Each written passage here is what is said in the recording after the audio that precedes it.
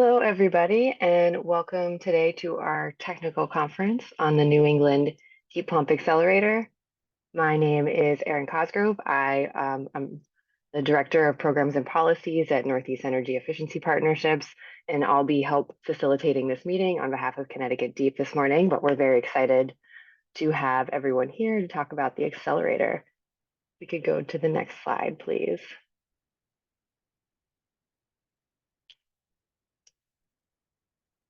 Great. As I mentioned, today is a technical conference for the New England Heat Pump Accelerator Project. As you can see below the title, this is a project between 5 states in New England. We have Connecticut, Massachusetts, Rhode Island, Maine, and New Hampshire, all of which also have representatives on the call today. So again, I'll just welcome everyone to the call. And with that, I'll go over our agenda for today. Next slide, please. So first, we'll start off with a little introduction, and then I will actually go into more information about the accelerator and provide a brief overview of what the project looks like. And then we will open up to public comment. We'll have about 10 minutes for public comment to start us off, and then we'll dive into some technical presentations.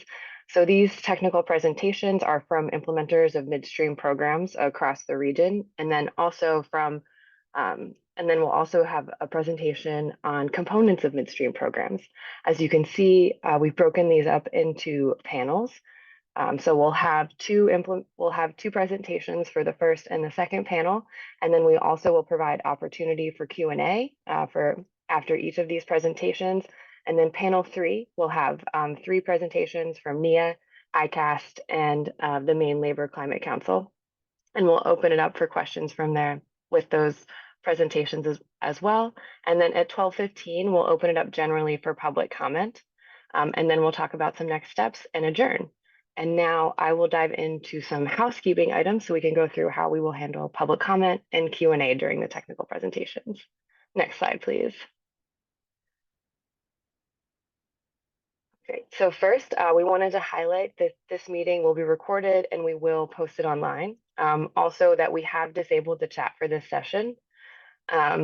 But we do have the Q&A open, so anyone's welcome to put questions into the Q&A. Also, as I'm in the agenda, we will open and close with opportunities for public comment. During that time, we ask participants to raise their hands to provide the public comment, and we will unmute you. As I mentioned earlier, you'll have 3 minutes for public comment, and then we just ask that you make sure your microphone is muted once you're done speaking. Next, for housekeeping, during the technical presentations, we ask anyone who has any clarifying questions to please put them into the Q&A function in Zoom, at which point we'll try to ask the presenters any clarifying questions when their presentation is over. And then at the end of each panel, which will be 2 or 3 presenters, we'll have a facilitated Q&A period, which are open to all attendees to ask questions. But we will first provide the opportunity for members of DEEP and state members of the Accelerator Coalition to unmute themselves and ask questions. And then general members and other stakeholders that are part of this are attending the conference today can ask any questions through the Q&A function. We do have a limited amount of time for each Q&A. So in an ideal world, we would like for everyone to have some opportunity to do so. But because we have limited time together today, we do encourage people to try to really focus their questions and give other stakeholders an opportunity to participate. We do want to note that during any part of the presentations today, if you post a question online, it will be part of the record, and all posted questions will be, but also all of these questions may inform development of the New England Heat Pump Accelerator. So even if we don't get to them, they are part of the record and they will inform future input on the project from here. And then finally, last logistical item is we would like to formally request that if you share statistics or other information directly from a source, that you indicate what the source is for any data that you share, if possible, during your comment or questions. This will make it much easier for DEEP and ourselves to follow up and incorporate your feedback into the record. If you are unsure of a source, you can follow up after the meeting to provide it. And if no is given, we will give references weight that are due, given the fact with or if they do not have a source. Okay, and that's all of the housekeeping for today. And with that, now we get to dive into the fun part, which is talking about the accelerator. Next slide, please. So, as I said before we get into the session, I want to provide a brief overview of what the New England Heat Pump Accelerator is, or what we'll be calling the Accelerator today, and also introduce states that are part of the coalition and the roles of other groups that are helping implement this project. So, next slide, please. So, the Accelerator is the result of efforts of the coalition of Connecticut, Maine, Massachusetts, New Hampshire, and Rhode Island, who together were selected to um, receive a $450 million grant from the EPA. And this is really to stand up a regional midstream heat pump and heat pump water heater program. This program is designed to take a market-based approach to accelerate the adoption of heat pumps across the states. And we have three kind of core components that we've designed this program around. The first is the market hub, and this will operate through midstream heat pump and heat pump water heater incentives at the distributor level. We hope that this hub will seek to engage manufacturers and distributors through midstream incentives to drive sales, stocking, and quality installation of residential heat pumps and heat pump water heaters suited specifically to New England's client housing stock. We hope also that the market hub will seek to improve cross-state alignment at the distributor level to ensure quality products are stocked and sold across the region. And we're also hoping to design a program that ensures some incentives flow down to end-use customers. And we're hoping, while we use midstream incentives to at point of sale to ignite the supply chain and increase adoption of heat pumps. And also, we wanted to highlight that the program is really intended to complement existing consumer-facing programs that all of the states have out. Our hope is that this will lower the initial purchase price of the product to enhance the consumer-facing incentives that so many states already have and encourage distributors to stock heat pumps and contractors to learn more about them. And also, we would like to highlight that we recognize that there are different states across the region with different kind of programs. And so we're really looking for a regional implementer as a result of this RFI that will be able to adapt to the current landscape and work within what programs we have. Now, second, for the Innovation Hub, this component of the program will look to fund large-scale state-based initiatives and smaller-scale community-based projects that overcome technology and market barriers to heat pump adoption for low-income and disadvantaged communities across the states in the coalition. We're hoping to operate this through two grants or two kind of funding streams. One will be smaller scale community level grants that we're hoping to be available yearly and distributed to community-based groups to tackle issues that are and barriers that are appearing at the community level. And separately, we will allow states to determine kind of pilots and projects to implement at the higher state level to overcome any barriers to adoption that they're experiencing. And the Innovation Hub will seek to share best practices and lessons learned from these pilots so that there's cross-state learnings and cross-state growings of projects that are successful. And the final component to highlight is the Resource Hub. So the Resource Hub will look to share learnings across the region. It will include a publicly accessible website that will share training resources and then also seek to provide valuable data on the adoption of heat pumps throughout New England to inform the accelerator and also inform new policies that are coming up at the state and community level. The training resources will include information on installation, sizing, and operation of heat pumps for both contractors and then also resources for customers that are adopting heat pumps. And the data portal as part of the Resource Hub will provide aggregated information on heat pump and heat pump water heater adoption in all 5 states to inform implementation of the accelerator and other policies. Next slide. And then finally, before we get started on public comment, I wanted to highlight what states are in the accelerator and partners of the accelerator. So as we mentioned, the accelerator is a coalition of states with Connecticut Deep serving as the lead applicant. But other states that are included in their representative AGs are Maine, which is the Maine's Governor's Office of Policy and Innovation in the future, and then also Efficiency Maine. In Massachusetts, we're working with Massachusetts Department of Energy Resources. In New Hampshire, we're working with the New Hampshire Department of Environmental Services. And in Rhode Island, we're working through the Rhode Island Office of Energy Resources. And then there are also two additional organizations or partners that are helping with the accelerator, and that's Northeast Energy Efficiency Partners, or NEEP, where I come from, and then NESCOM. And you'll see Emily Levin from NESCOM on this call today. But just a little background on our organizations and roles. NEEP was founded in 1996 as a nonprofit whose mission is to serve the Northeast and Mid-Atlantic to accelerate regional collaboration and advance energy efficiency solutions in homes, buildings, industry, and communities. And we foster market transformation by fostering collaboration and innovation. For the accelerator, we will be supporting Connecticut, specifically Connecticut Deep, by providing technical assistance throughout the process. And this includes acting as a convener for the coalition states, providing support through this RFP process, and helping to gather feedback from stakeholders across the region on the design and progress of the accelerator. And NESCOM, or Northeast States for Coordinated Air Use Management, is an association of air quality agencies in the 6 New England states, New Jersey, and New York. NESCOM provides technical and policy support for state initiatives to improve air quality and tackle climate change, and was formed as a nonprofit in 1967 and is the oldest regional air quality organization of its kind. For this project specifically, NESCOM is providing technical assistance for the accelerator, including supporting the RFP process for the regional implementer, convening the coalition states, and helping on the design and implementation of the accelerator. And now that I have gone through all of this information, it's my pleasure to welcome Vicki Hackett, Bureau Chief of Energy and Technology Policy at the Connecticut Department of Energy and Environmental Protection, to kick off our public comment period. Welcome, Vicki. Thank you, Erin, and good morning to everybody. Thank you, Erin, for that great introduction.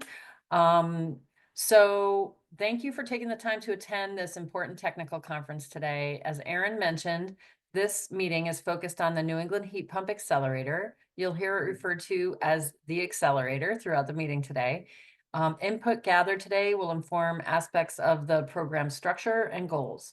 The accelerator is a result of efforts of the coalition of Connecticut, Maine, Massachusetts, New Hampshire, and Rhode Island. I'd like to thank the coalition states who are also on the call with us today. Connecticut Deep is hosting this meeting as we serve as the lead state on this grant. Before we dive into the rest of the agenda, we'd just like to provide some insight about the program, considering that we have a new federal administration. On Monday, the president signed various executive orders that we have reviewed. We are moving forward consistent with the requirements of our award, which is fully obligated and available for us to draw down. We think that a program like the Accelerator aligns with the new goals of the administration, including enabling consumer choice when it comes to heating your home. There are no mandates or requirements to adopt technology in this program. The program will focus in more opportunities for contractors, especially a new workforce, to flourish in our region through workforce training and education. And finally, the accelerator can help make it more affordable to heat your home in winter. Winter heating costs in New England are extremely high, which takes a toll on our residents. Efficient heat pumps lower bills for customers that currently use electric resistance and delivered fuels for heat and hot water. So as we stand up this program, we're taking steps to gather input. We encourage all attendees today to also submit comments for the RFI on January 29th. Input from this meeting and from those comments will inform the request for proposals we release to select a regional implementer for this program. And we expect this RFP to be released in early March. So with that, we're going to open our first round of public comments. Please raise your hand, and please keep in mind that when you hit the 3-minute mark, we will politely ask you to wrap it up.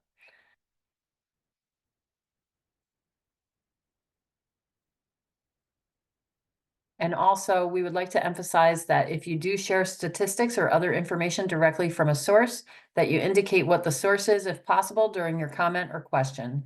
This will make it easier for us and the coalition states to follow up and incorporate your feedback into the record. If you're unsure of a source for information that you're providing, you can provide it as a follow-up after the meeting with written comments. If no source is given, we'll give such references the weight that they're due.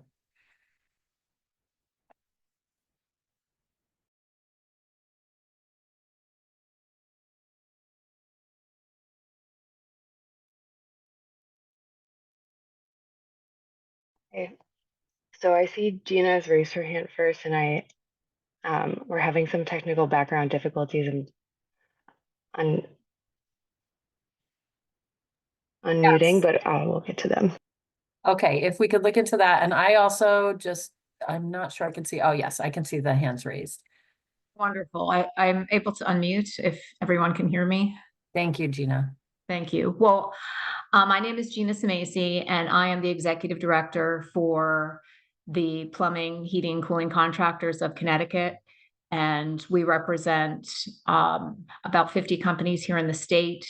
And additionally, just speaking on behalf of my other partners that may be on, but about 500 companies throughout New England are part of the PHCC. And we are the oldest construction trade association in the country, founded in 1886. So very valued with our members, and just wanted to provide, a little bit of comment. Also spoke with our VP of Government Relations, and I appreciate you talking about, fuel choice and fuel neutrality, because we just feel it's very important that, the Connecticut Deep include contractor input in these discussions, as heat products available and installation, service and repair is a key function of their business portfolio.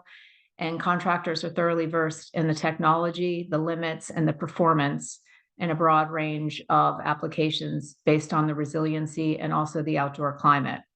As the primary intersource and interface between policy implementation and homeowners, plumbing and HVAC contractors are uniquely positioned to offer expertise to Connecticut Deep to ensure the best solutions for homeowners while achieving Connecticut's climate goals in both an economically and environmentally sustainable manner.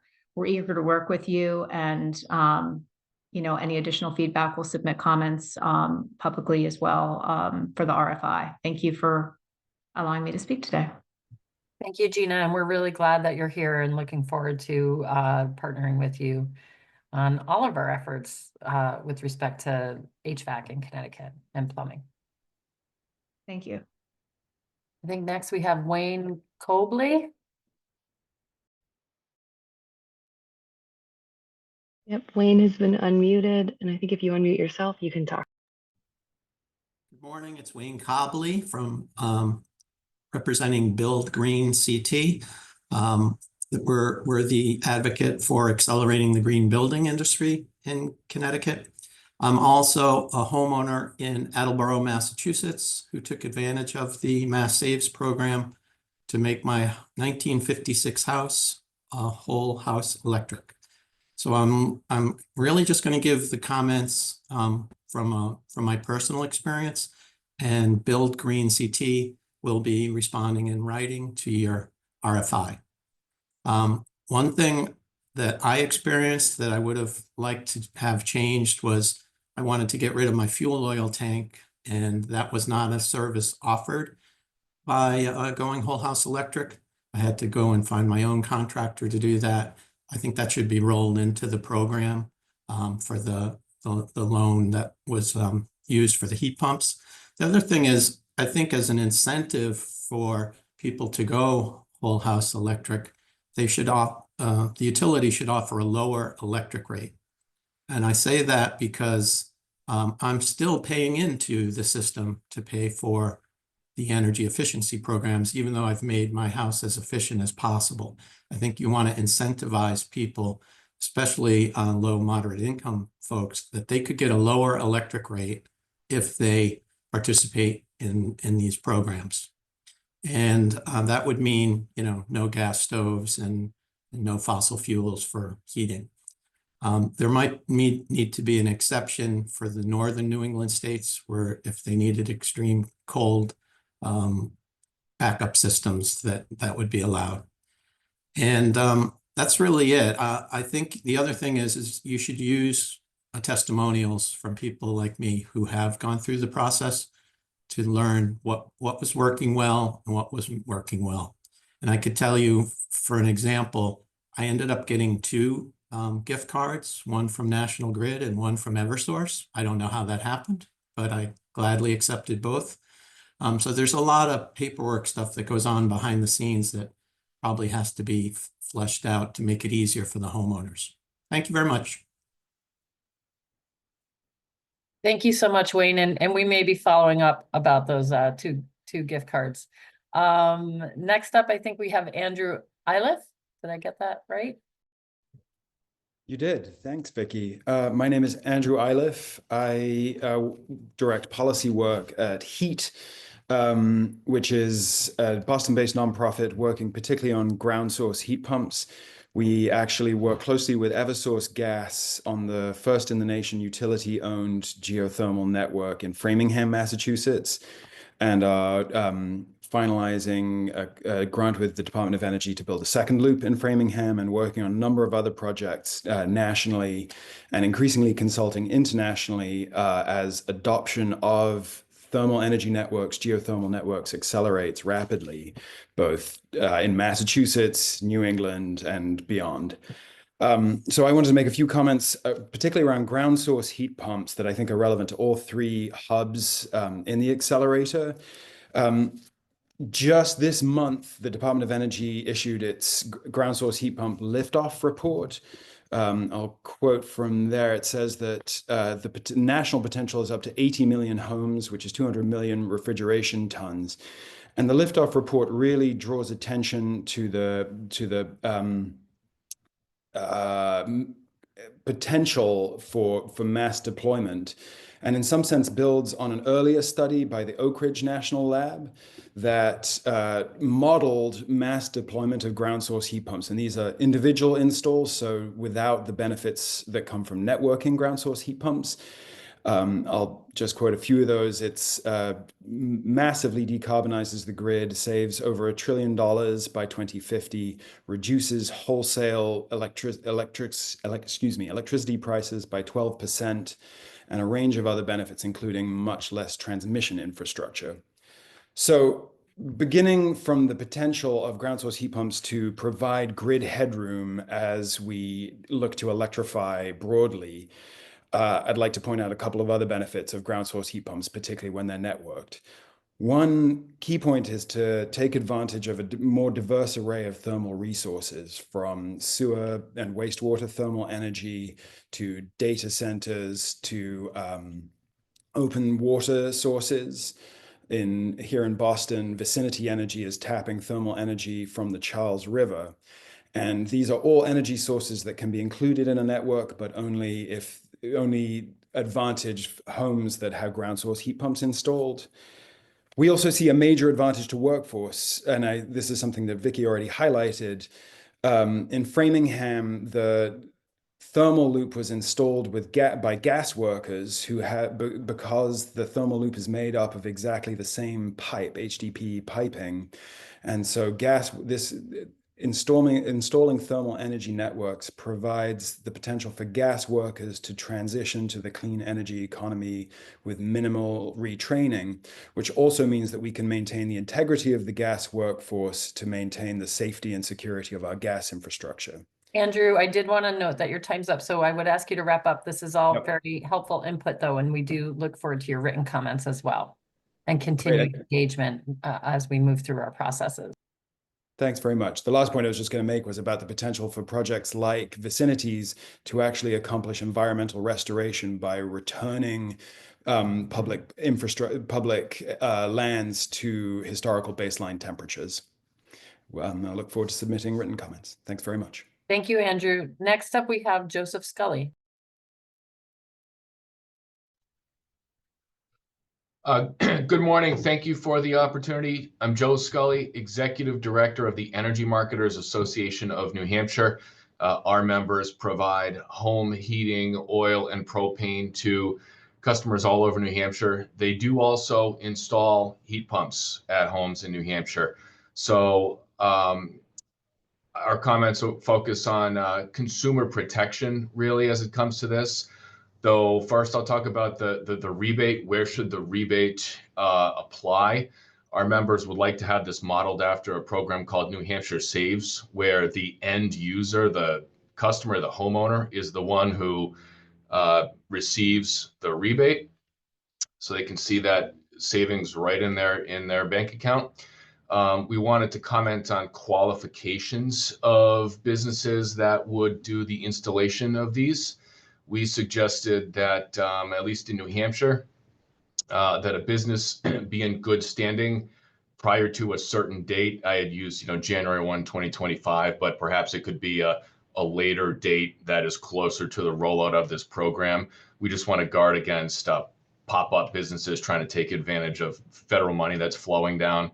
We want to ensure that technicians that are performing the installations have their EPA issued HVAC certification.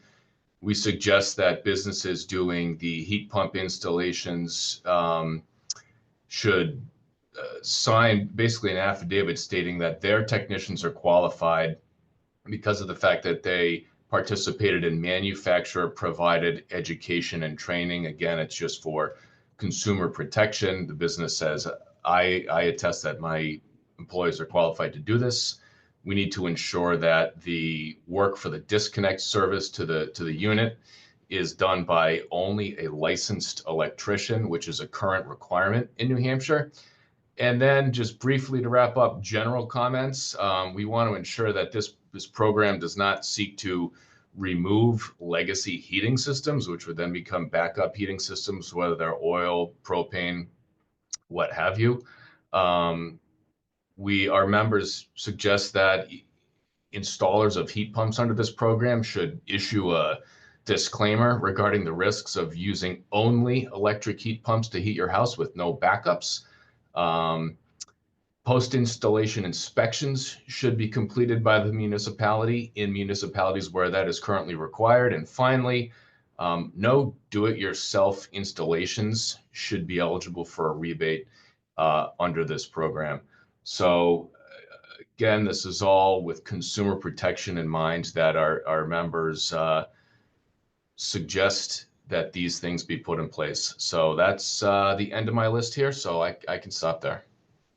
Thank you, Joe. Really appreciate your input and hopefully continued engagement as we go through this process.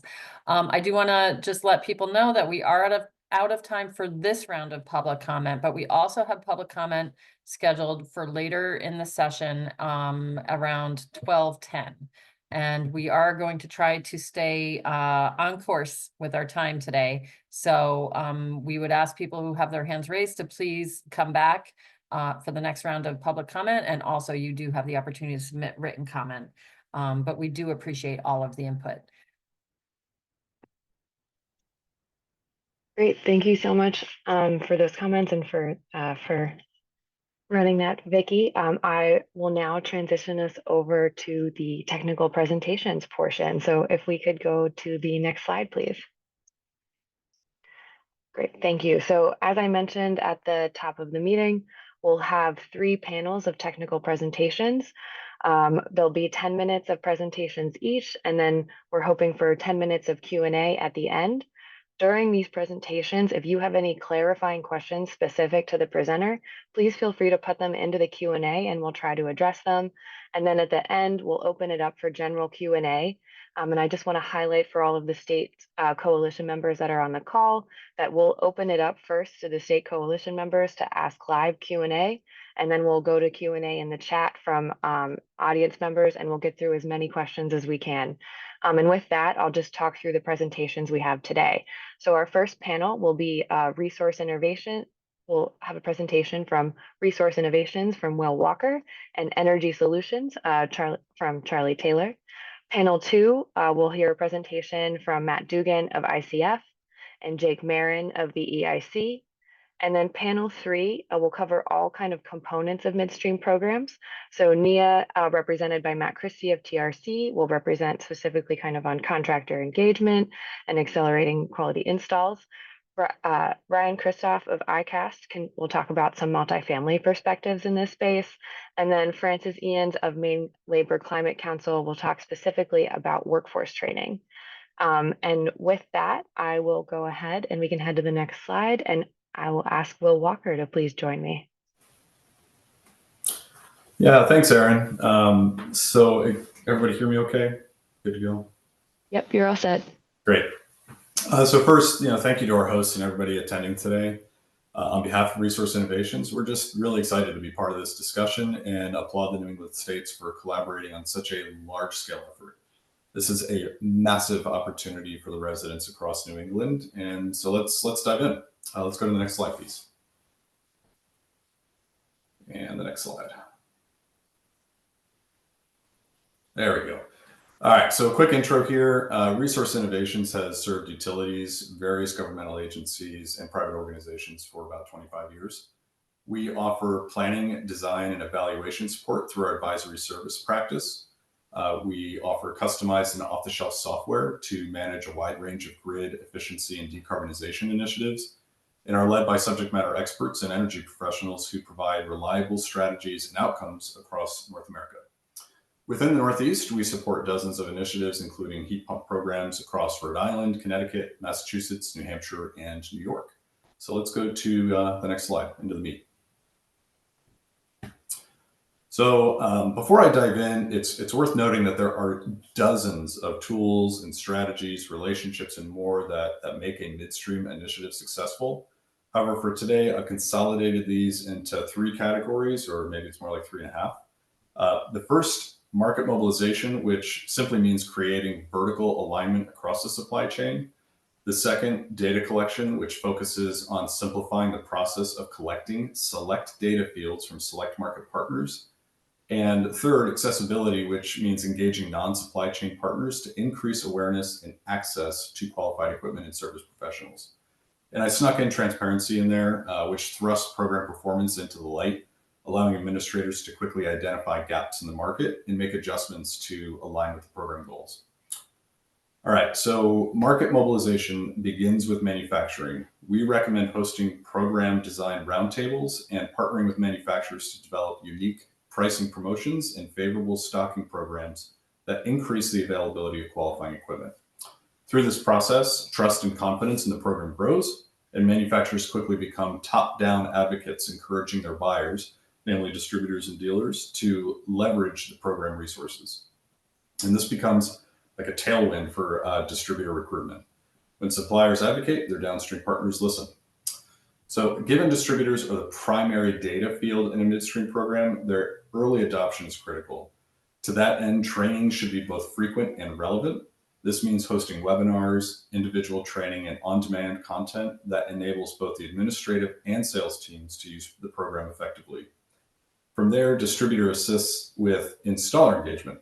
Like the relationship between manufacturing and distribution, distributors want and need their primary buyers, typically installers, to understand the program and advocate for it as part of their own sales strategy.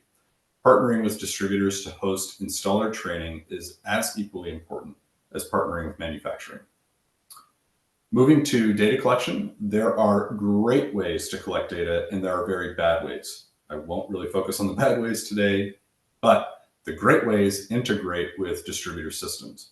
They reduce data transfer friction and ideally align with the distributor sales and inventory management systems. This can be done by API or through automated export. But before data is transferred, providing distributors with eligibility criteria, again, ideally into their management systems, reduces transactional effort and allows them to focus on the primary function, selling equipment.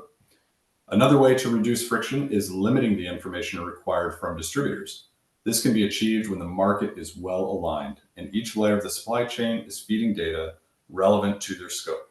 For example, you would not ask a manufacturer for installation site information, but you may ask for regional sales data that shows where the equipment landed in distribution. From there, distributors provide that equipment information with the purchaser information, meaning the installer. And from there, the installer can provide the installation location information and details on what was removed. Moving to accessibility, here we're looking at the non-supply chain influencers who improve market awareness, generate demand, and can play a role in providing alternate channels to qualified equipment. For example, a community-based organization can market the program or go one step further and host a purchase and installation page within their website, allowing visitors to research, purchase, and schedule installation of select equipment. This increases the organization's value to their community and provides direct access to qualifying equipment and trained installers. This is not inherently midstream, but it is a complementary resource. And finally, transparency. Transparency is visualizing all the program data in real time such that those managing the program, which can include not only your vendors that are supporting it, but also state representatives, distributors, installers, manufacturers, everybody has access to this information in real time. And it allows us to identify market gaps in participation. And because everybody's looking at it, it allows us to quickly mobilize to partner with distribution and installers to improve access in those select areas. All right, let's go to the next slide. All right, here are a few things to consider or recommendations for the states as they evaluate bids and designs. First, we highly recommend using a single platform across the region for data collection. This same platform should allow data submission from all supply chain actors, including manufacturers, distributors, and installers. Their experience can differ within the platform based on their use case, and frankly should, as they provide different data points and at different times as the equipment moves through the supply chain. Second, remember who the targeted beneficiary is of this program. It's the residents of New England. They will not default to a distributor for their equipment, but will look for guidance from the community, which includes installers, friends, family, and other community groups. And this goes back to my comments about accessibility.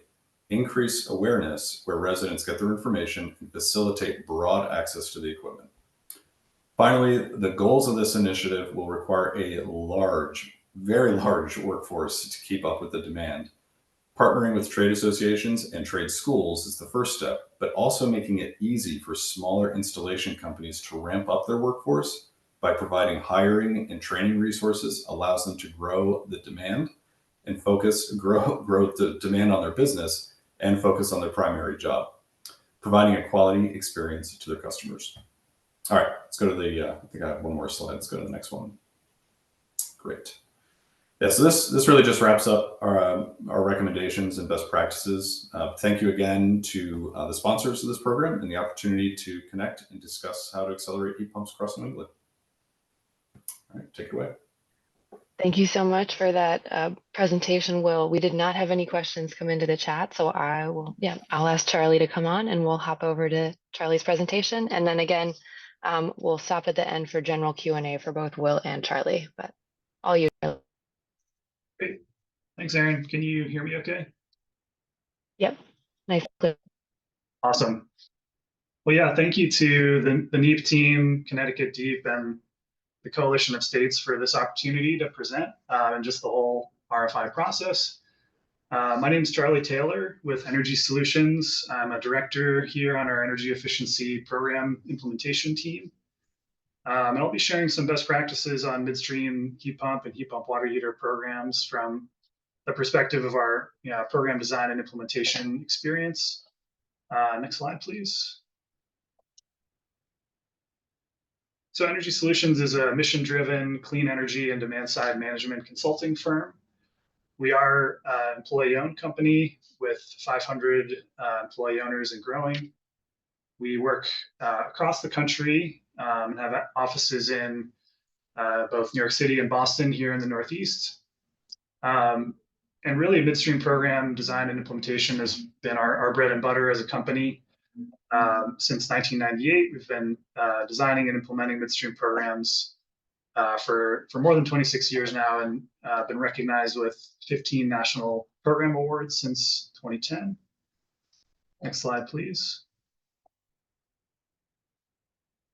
And we implement midstream programs in 21 states, but here in the Northeast, we are currently implementing programs across a number of supply chains in Massachusetts, Rhode Island, New Hampshire, New York, and Vermont, including across the HVAC and water heating supply chains that will be really critical to the success of the accelerator. So I'm going to speak to some of the lessons learned from the region that we've been implementing these programs in for the last decade or so.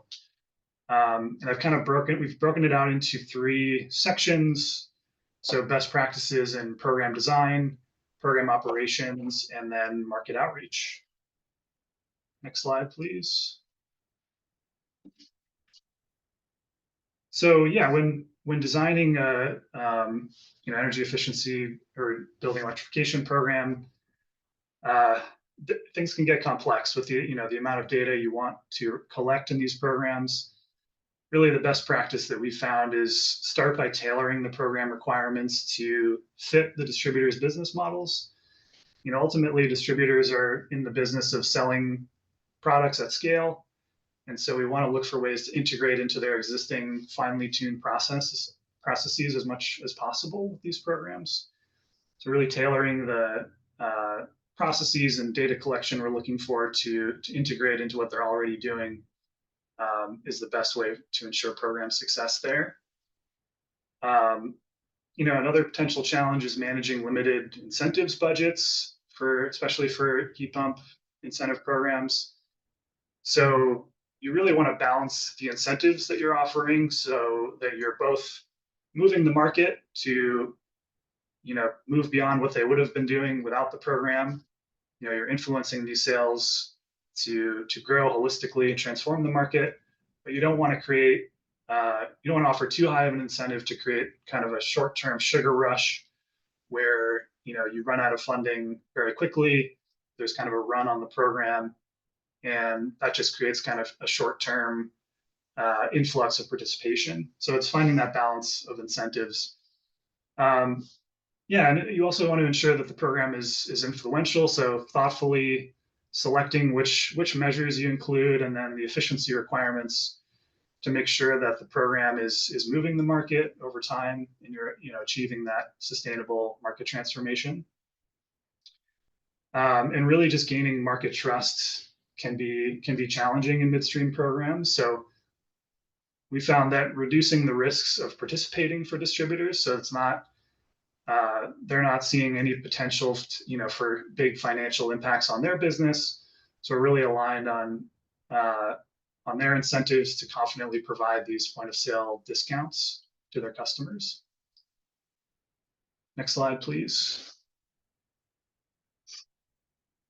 So from an operational perspective, there's typically a high volume of program data through midstream programs. So using secured online application processing system that's been really tailored for distributors and the data that they can collect so that they can submit both large batches of application data all at once or individual applications if that's what they prefer, giving them that flexibility while also using a secured system that can do the QA/QC you need to ensure quality of program data.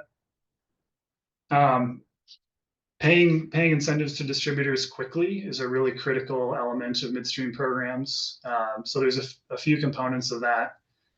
You have to put the resources in place to review the applications quickly once they're submitted by the distributor, and then have the infrastructure in place to be able to pay them out quickly, ideally within 2 weeks of them being submitted, so that the distributors are not floating this money for long periods of time, which can harm their cash flow. So that's a really critical piece to success.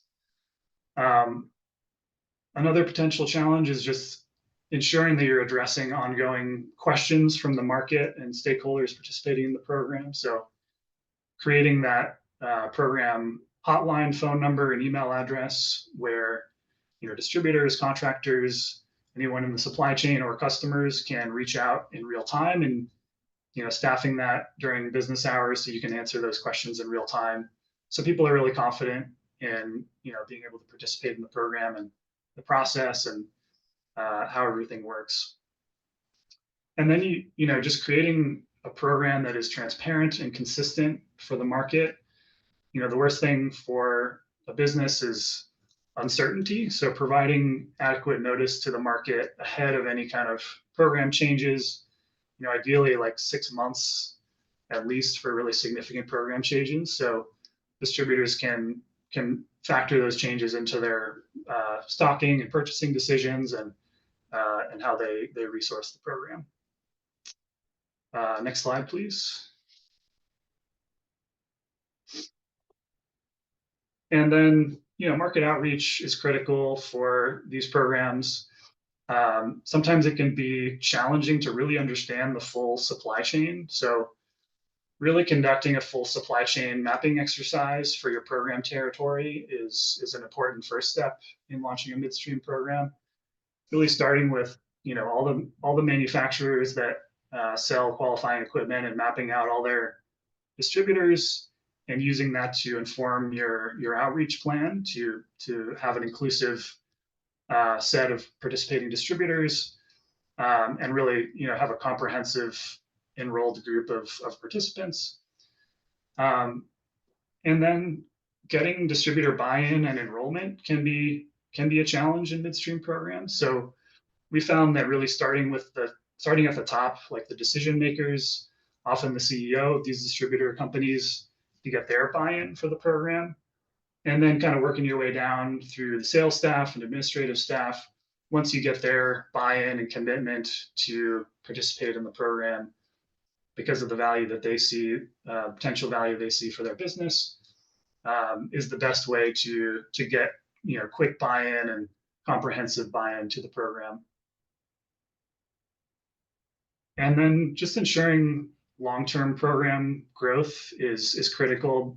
It's really not like a set it and forget it type thing where you set up the distributors and then they're just good. Really conducting ongoing distributor outreach through in-person meetings, phone meetings, webinars, digital content on demand that they can access.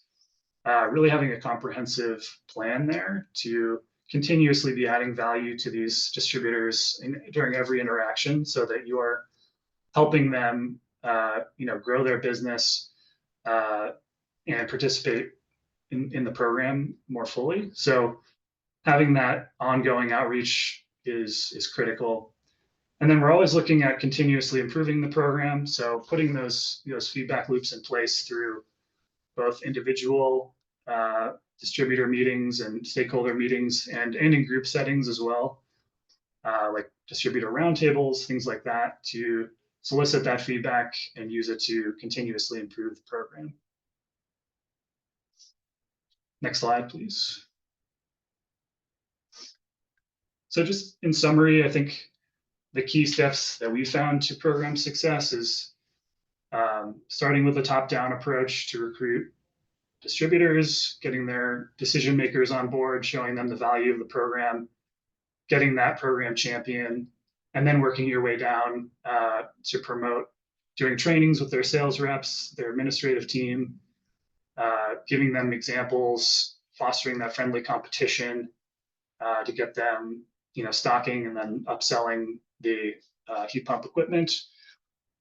And then having that streamlined online application processing system so they can easily submit their rebate data, and then paying them quickly is super critical.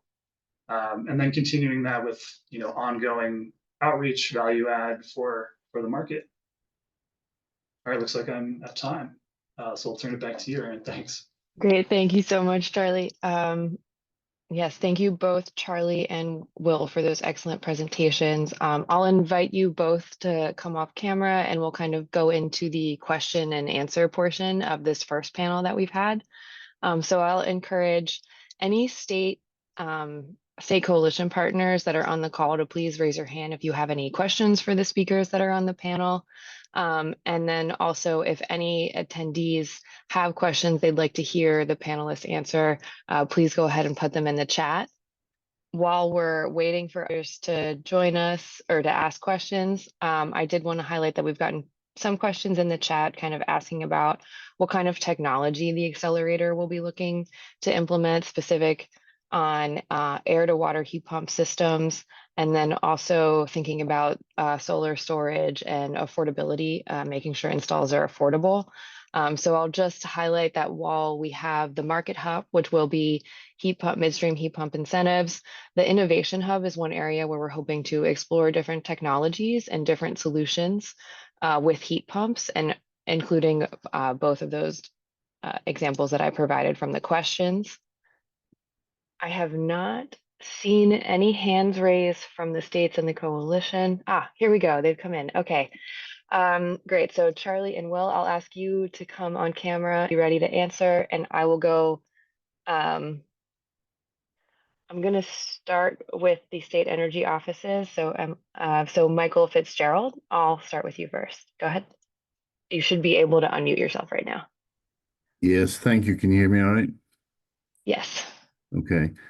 Good. Thank you for your presentations. And a key question for us from the beginning of this is how to ensure that consumers receive the full benefit of the funding from the program, and that the pricing is transparent so that they understand that the price they receive includes a rebate. Can you speak to those factors and explain how, what best practices are would be to ensure that these funds actually go to reducing the price of a device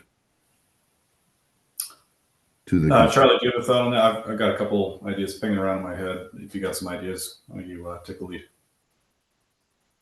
Yeah, so from a process perspective, the distributors in the region are accustomed to providing, these rebates on HVAC equipment as like a instant discount, as to their contractor customers. And then we through the Tech Clean California program have basically like a public data reporting website that publishes pricing data, in an aggregated and anonymized way. So you can track pricing data over time that customers can use as a resource, contractors can use as a resource, policymakers.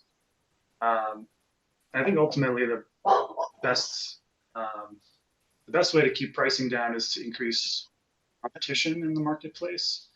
And so look for ways to encourage customers to, sorry for my dog in the background, seek multiple quotes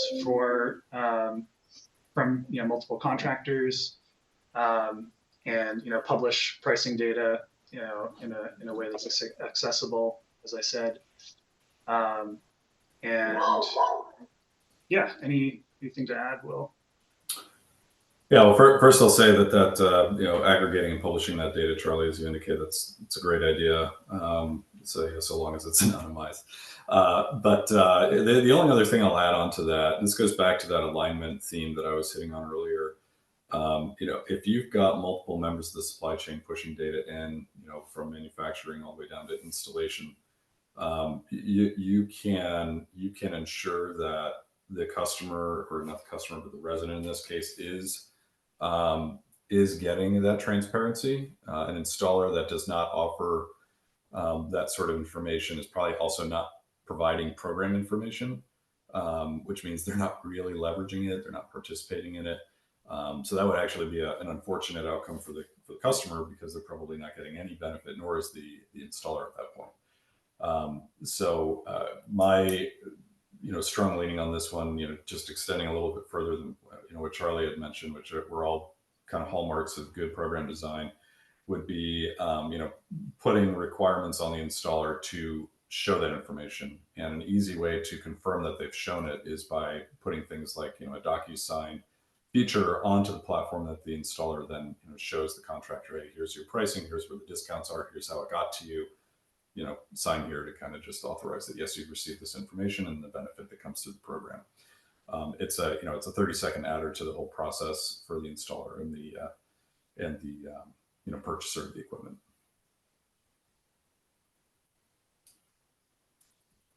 Great. Thank you both for those answers. Michael, did you have any other questions or anything to add on to that before I go over to the next question? No, thank you. Great, thank you. Okay, next up, I'm going to unmute Emily Levin.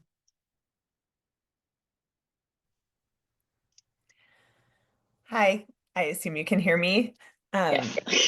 Thank you for the presentations. Emily Levin with NESCOM. We are supporting DEEP in the coalition states on this effort. I am interested in hearing a little more from each presenter on how you would recommend structuring the midstream incentives, like who exactly is getting the incentives, assuming that in most, if not all of our states, there will continue to be downstream direct to customer incentives that will continue to be available in the market that these incentives will layer onto.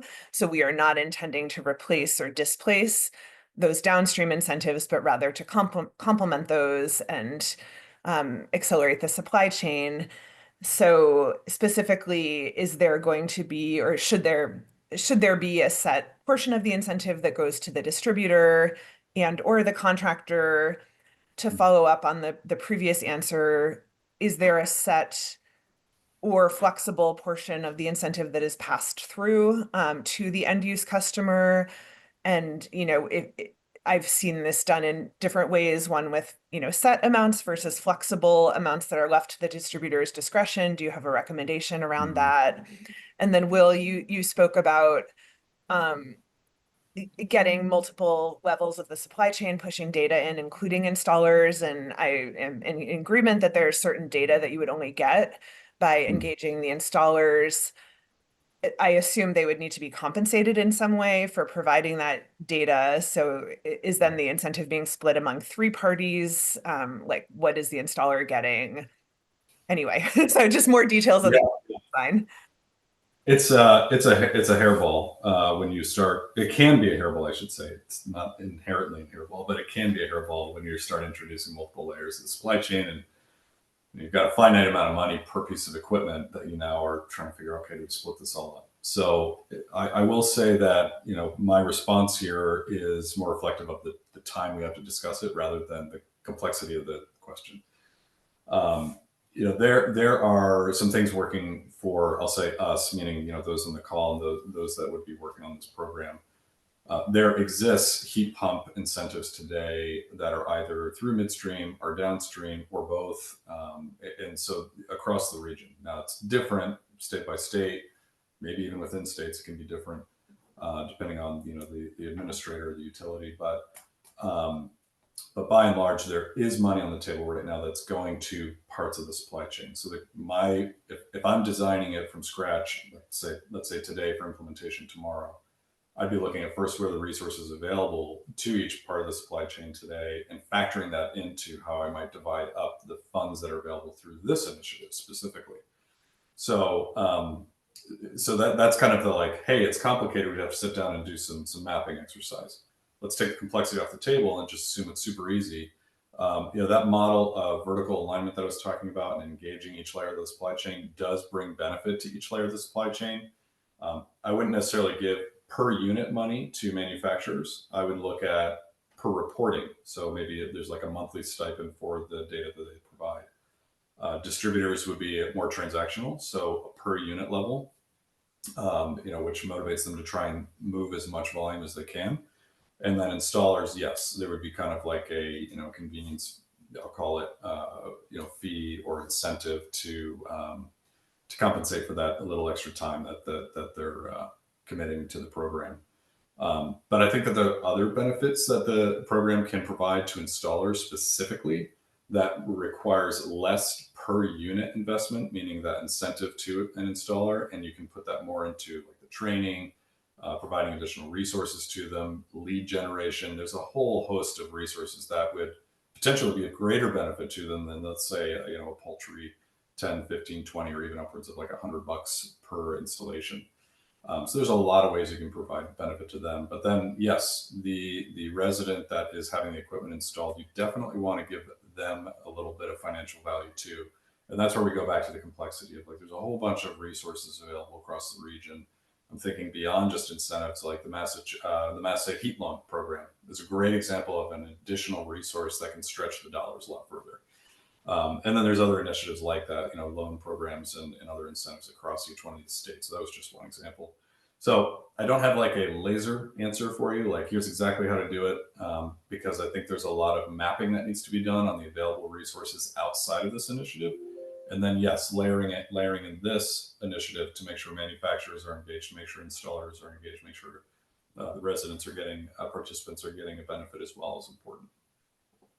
So not quite a full answer to your question, but it is intended to show that there's a lot of ways to approach that. Over to you, Charlie. Yeah, just really quick. I think overall agree that a lot of it will come down to the ultimate data collection requirements of the program, like where those incentives should go. I think starting from the principle of requiring as little data as possible to serve the goals of the program. So starting with the goals of the program, and then what data do we need to collect to achieve those goals, and not requiring beyond that.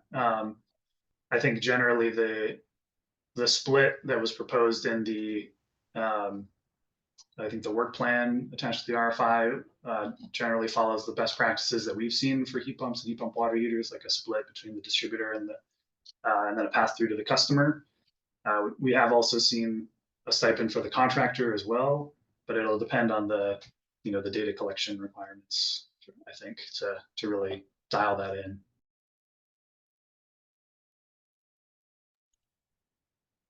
Great. Thank you both. Emily, anything additional to add? I guess the follow-up question, a little bit more. I know the states are very interested in ensuring a benefit to consumers.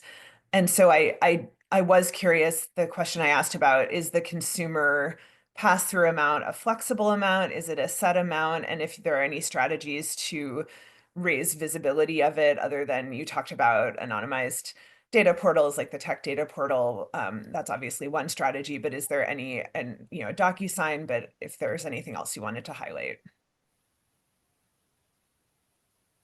Maybe any quick responses, and then I'll go to Becca. Go ahead. Yeah, Charlie, you came off mute. I'm organizing my thoughts. You got something there? Go ahead. Yeah, I think for like residential, fairly simple equipment qualifications, the best practice is like a set incentive amount that you can market to customers. The existing programs in the region are all, already have a great branding presence. They can kind of market those alongside their downstream programs as an example, as an opportunity. So. Yeah, I would agree. I think simplicity is the key, particularly out of the gate. So, publishing a set amount creates some amount of predictability, right, and reliability, so long as it's fulfilled. And if it's not, then that's something that has to get corrected. But I think that's a great way to start the campaign. I don't know that needs to be persistent through it. I think over time, especially when I think about the goal being out to 2040. This is going to go through iterations, I think, in terms of how it engages the market. So coming out strong, saying like, hey, here's the resource you're going to get, here's the financial benefit you're going to get. Buyer is a great place to start. But I hesitate to say that has to be the long-term version of the program. I think that there's a lot of different ways to provide that reliability. But again, the benefit is getting the equipment into the home. And starting to see the financial improvements, and then of course the decarbonization benefits as well. So let's keep our our eyes on what the actual benefit is here. It's not maybe $100 or $200. It's seeing the long-term impact of the equipment. Great, thank you both. And next, I'll invite Becca to go ahead and ask her question. I believe you can unmute yourself. Yes. Yeah, thanks, Erin. And thank you both for presentations. I'm going to be honest, my question may not be terribly answerable, but since you've both been in this space, I just would love your gut reactions. I'm looking to get a sense of just sort of what is practical for an expectation of seeing change in the actual, like once we have a program up and running, right? And we're offering incentives to midstream folks. Are we thinking that there would be a stocking change in 6 months, in a year? I just recognize that HVAC systems in general, like the stocking, these decisions are made far in advance. And so to set expectations among all stakeholders here, I'd love to have a sense from you folks as to how quickly, injecting money into this process can create change or won't create change, right? A little bit of timeline expectation would be great. That's a good question. Yeah, go ahead, Charlie. Yeah, definitely a good question. I mean, I think generally we found that, a reasonable expectation for a new midstream program is about 2 years to fully scale up. This is a trickier one because there's so many existing program interventions in place, and so many, policy initiatives. And so there's the opportunity, and it is such a regional has the potential to be such a unified regional approach that could really motivate the market more quickly and more comprehensively. So potentially, yeah, kind of unanswerable, but generally, like 2 years is the rule of thumb that we use for like full ramp up. But you'll definitely see initial changes in the market well before then. Even immediately, you're going to start to see an uptick of sales. But really, kind of there's an upward trajectory for around 2 years is what we found.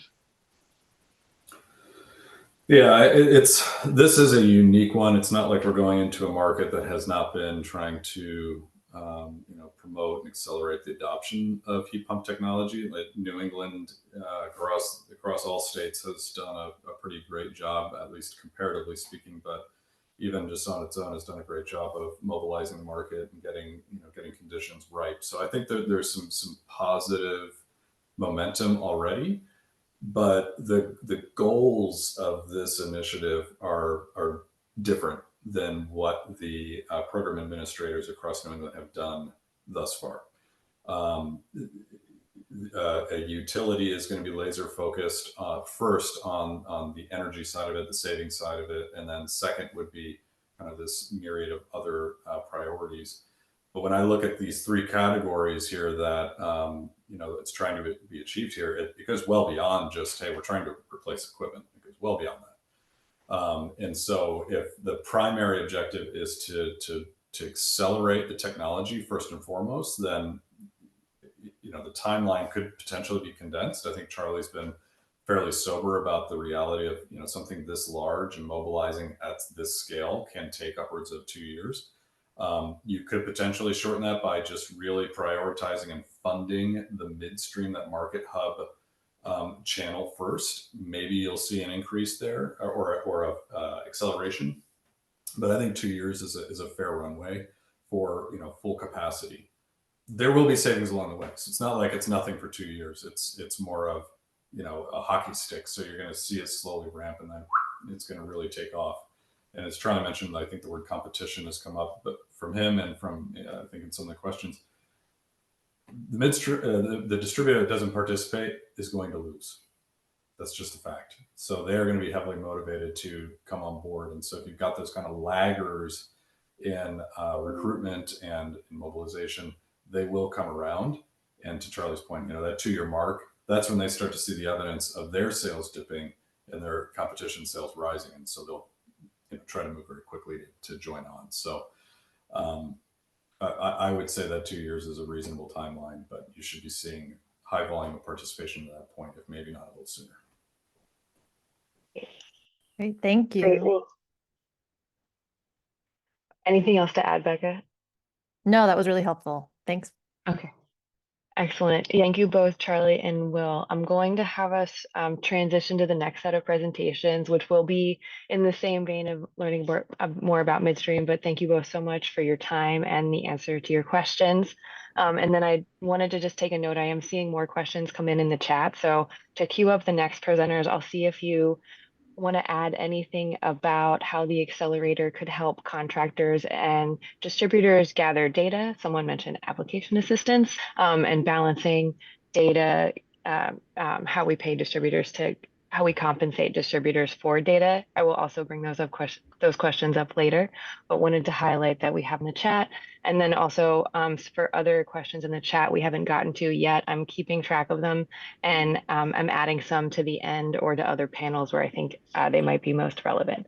But with that context, we can go to the next slide, and I will invite Matt Dugan to come on from ICF. Great. Good morning. And you can advance to, I think, my cover slide. Great. Appreciate it. Good morning. My name is Matt Dugan, and I lead ICF's program implementation business in the Northeast United States. I've been involved in the development and implementation of energy efficiency, decarbonization, and beneficial electrification programs in the New England markets for over 20 years, many of which have focused on leveraging and optimizing the HVAC supply chain. Thank you for the opportunity to participate in today's technical conference to support the program design of the New England Heat Pump Accelerator. I'd like to thank my ICF colleagues, Macy McDaniel, Michael Berry, and Ryan Arba for collaborating with me in the preparation of the content I'll share with you today. Next slide, please. ICF has implemented 43 midstream programs across 29 utilities over the past 23 years. We pioneered the first residential midstream HVAC program in the country in 2002. Within the Northeast region, we currently implement the largest building electrification initiative in the country, the New York State Clean Heat Program. And with a wealth of lessons learned and best practices, we have firsthand knowledge of how to navigate the challenges and market barriers that complex programs like the Accelerator may encounter. Next slide, please. Each of the three identified New England Heat Pump Accelerator program pillars, the market, innovation, and resource hubs, have been designed to scale solutions and address barriers within the markets the Accelerator will serve. The market hub focuses on supercharging heat pump adoption through incentive stacking, promoting increased participation and collaboration with existing rebate programs. Engaging the entire supply chain from manufacturers to participants will drive high adoption rates, develop a well-trained workforce, contribute to decarbonization, GHG reduction goals, and greatly increase the frequency of quality installations. DEI initiatives like the ones identified under the Innovation Hub will address the significant energy burden faced by low-income households throughout New England.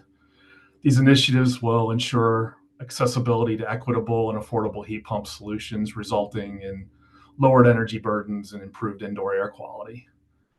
Unlike other market segments, we know the unique barriers faced by low-income disadvantaged communities in adopting new technologies like heat pumps. Engaging all stakeholders, including community-based organizations, community action agencies, manufacturers, distributors, and contractors, is essential for developing scalable solutions while addressing barriers to large-scale heat pump adoption.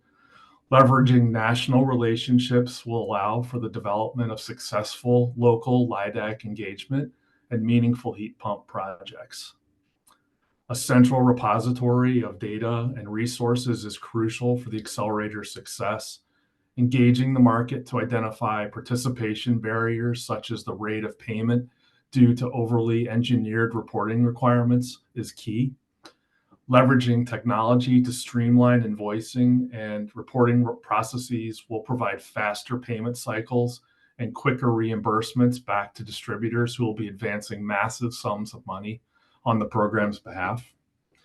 And while the Accelerator will offer a unified approach, significant differences exist across the 5 coalition states in terms of code requirements, licensing, and programs supporting heat pump adoption. A central resource repository will provide participants with 24/7 access to technical and training resources, best practices, and shared data from state utility, manufacturer, and distributor networks. Next slide, please. Recognizing these challenges, a successful midstream platform needs to be designed to engage the entire supply chain, from manufacturer to customer. A successful program model will interact directly with manufacturers and distributors. However, beyond the traditional approach, the optimal midstream program will extend throughout the entire supply chain to ensure incentives engage contractors and are available to end-use customers through incentive pass-throughs from the program. To be a successful accelerator model, it must be adaptable, flexible, scalable, and engaging. Next slide, please. Successful midstream programs are designed in partnership with distributors and the rest of the HVAC supply chain. Identifying and removing barriers to participation and mitigation of risk are key. By collaborating with distributors, the program will provide contractor education and training, leveraging their marketing efforts to inform and educate customers. Rebate flexibility allows distributors to adapt to market trends as needed and create their own incentive programs to drive performance and contractor participation. And robust program platforms with easy paperless processes, meeting distributors where they are in their own processes of selling HVAC equipment, will reduce the potential friction that could occur when injecting an outside program into their existing business practices. Next slide, please. And finally, on this slide, I share examples of valuable dynamic dashboards and tools that should be provided to program participants to ensure up-to-the-minute visibility and drive performance in the program rather than asking them to drive blindfolded. At a minimum, the tools provided should show incentive spend to date and status of incentive payments submitted to the program for reimbursement, equipment mix to compare with sales and projections, participating contractors, who's participating, how often, and where the gaps exist in the market. In addition to the value this will bring to participating distributors at the macro level for the program implementer, this will make it easy to track program success and identify which distributors require assistance and/or program intervention. Program outreach teams can focus on a single distributor and have meaningful discussions on corrective actions, best practices, and brainstorm on promotions. And with that, I'll conclude my prepared remarks and look forward to Q&A time. Thanks again for the opportunity to speak to you today. Thank you so much, Matt. We did not receive any clarifying questions in the chat, so I'll see you in a couple minutes when we do the Q&A, and I'll ask Jake Marin from BEIC to come on. Great. Thanks so much, Aaron. Hi, so Jake Marin with BEIC. I am the lead emerging opportunity manager for BEIC, and I'm really thrilled to be here today. This is an incredible opportunity. And as with others, I'd love to thank Aaron and the rest of the NEEP crew for hosting the technical conference, as well as Connecticut DEEP and all the other New England Heat Pump Accelerator Coalition states. Next slide, please. So I'm going to just do a quick introduction of BEIC for those that are not familiar with the work that we do. And then, as with others, kind of going into some of the midstream best practices, focusing in on sort of three main buckets or tranches of engagement through midstream best practices, particularly with relationships, relationship management, processes and requirements of programs, and incentive design structure. Next slide. So I've been at BEIC for about 13 years. My current role is as the lead emerging opportunity manager. However, I did have the opportunity before this to work on developing and implementing Efficiency Vermont's midstream heat pump programs. And I'm really proud of the fact that at this point, those programs are ranked #1 in the Northeast for adoption of heat pumps. And I will say that you'll see a lot of themes very similar to what others are saying, but one thing I really want to hammer on today is this can be done right and this can be done wrong, and we have a tremendous opportunity to get this right now. Before I actually started doing all this work at BEIC, I actually was a contractor myself. I worked out in the field, have a lot of personal experience of seeing equipment choices and working with customers, and I really bring that to my work here. So BEIC, who are we? We've been around. We're a mission-driven nonprofit. We've been around for about 40 years. It'll be 40 years next year. And we are both a consulting firm and a program implementation firm with a really strong emphasis on equity. We administer statewide energy efficiency and building decarb programs. Probably familiar with Efficiency Vermont. We also have a similar statewide initiative in DC, the DC Sustainable Energy Utility. And we also work on many other initiatives across the US. Next slide, please. So I think, as I said, you'll see a lot of parallels of what a lot of other folks have been saying. I think a lot of us are coming to some of the same conclusions. Really critical, and the reason why I have this first is a focus on relationships and relationship management. So consistent ongoing engagement from program design through implementation and iterative ongoing improvement, relationships are critical for midstream program success. And so we've talked a lot about supply chain engagement. We've got these different entities, right, from manufacturers and their reps through distributors, contractors, and end users. Each has very different needs and interests, and working with those folks to engage them and ensure alignment, vertical alignment is really, really critical, right? So we can say this is how it all works, but it doesn't always work necessarily the way we want, which is why we're here. So manufacturers and reps, what are they interested in? Well, they provide the equipment into the system, right? And so we want to make sure that that equipment is performing in the way that is suitable for our region. We want to make sure that equipment is available. And of course, the manufacturers also provide product-specific expertise to do training and engagement throughout the supply chain. The distributors are kind of the cultural hub. Not all products run through distribution, as we've seen. Some work directly with dealers, contractor dealers, but for the times when it does come through distributors, they are really the central kind of cultural hub. They stock the equipment, they provide training, technical support, and really end up running the program, at least the way that we see programs to be run, really using the distributors as kind of our core partner. Of course, they sell to contractors.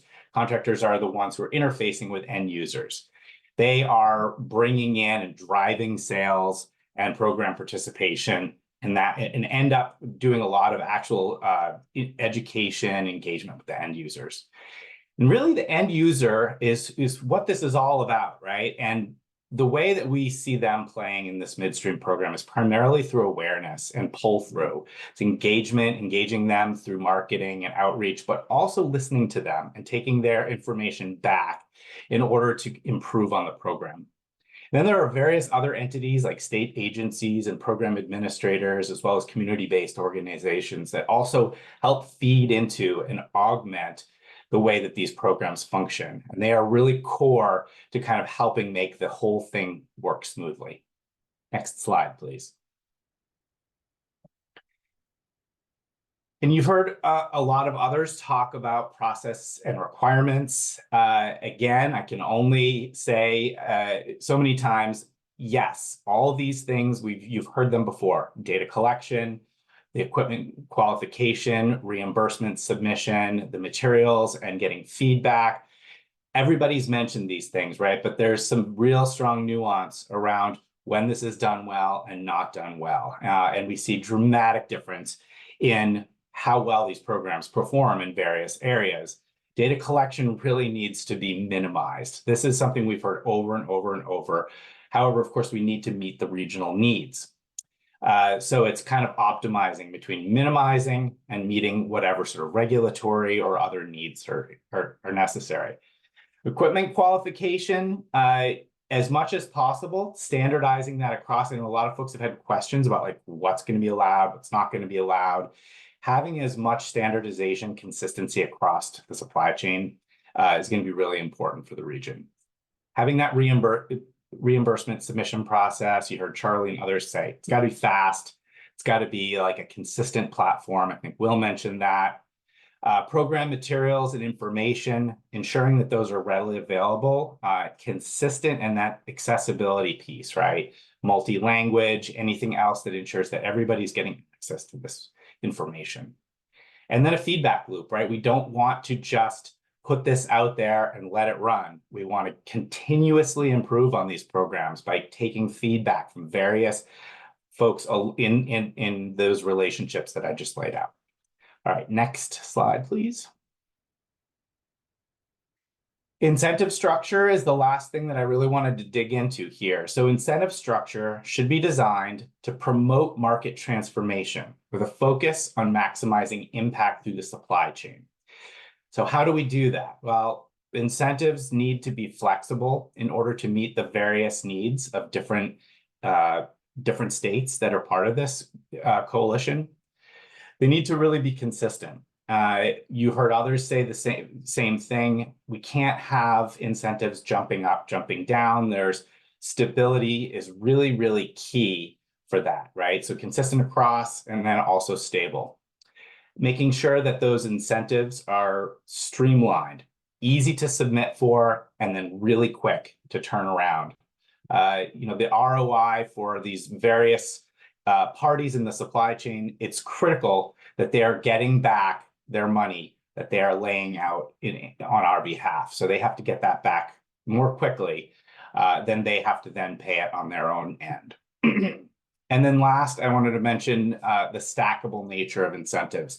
So midstream incentives are an incredibly powerful tool for moving the supply chain, but it isn't the full picture, right? We know that there's a lot of other stuff going on in the region, and we want to ensure that whatever structure is put in place for incentives here, that we are taking advantage of other programs, financing, other funding, and being able to sort of seamlessly braid and stack that together, provide a really, really clear and simple and actionable customer experience. All right, next slide. Just to tie up, we've had a lot of engagement with the various elements of the supply chain over the years of operating programs. And there's, these different parties that I've mentioned have expressed what is really important to them.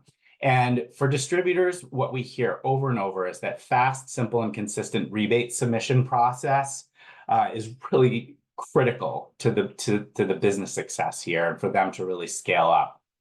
And having this be consistent across various states and service territories that they serve is also extremely critical. We've talked to regional distributors that end up working across states, have lots of issues with navigating multiple programs.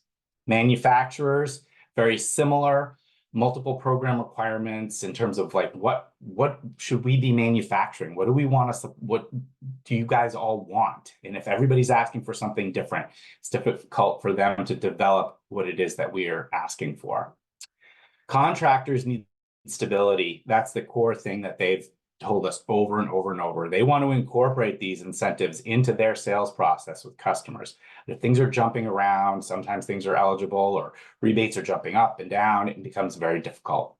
And customers really just need to know what's going on. They need to understand this, and understand the programs, and they also need to know how to get a good contractor experience.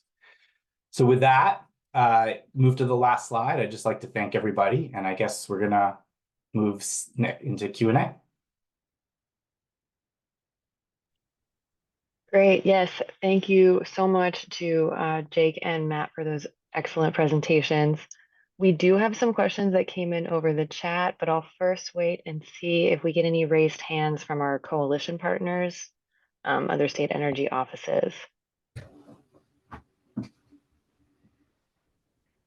And maybe while they consider those questions, I'll answer some general questions about the accelerator that we received first from Brett Feldman, where there'll be funding for pre-installation and electrification barriers.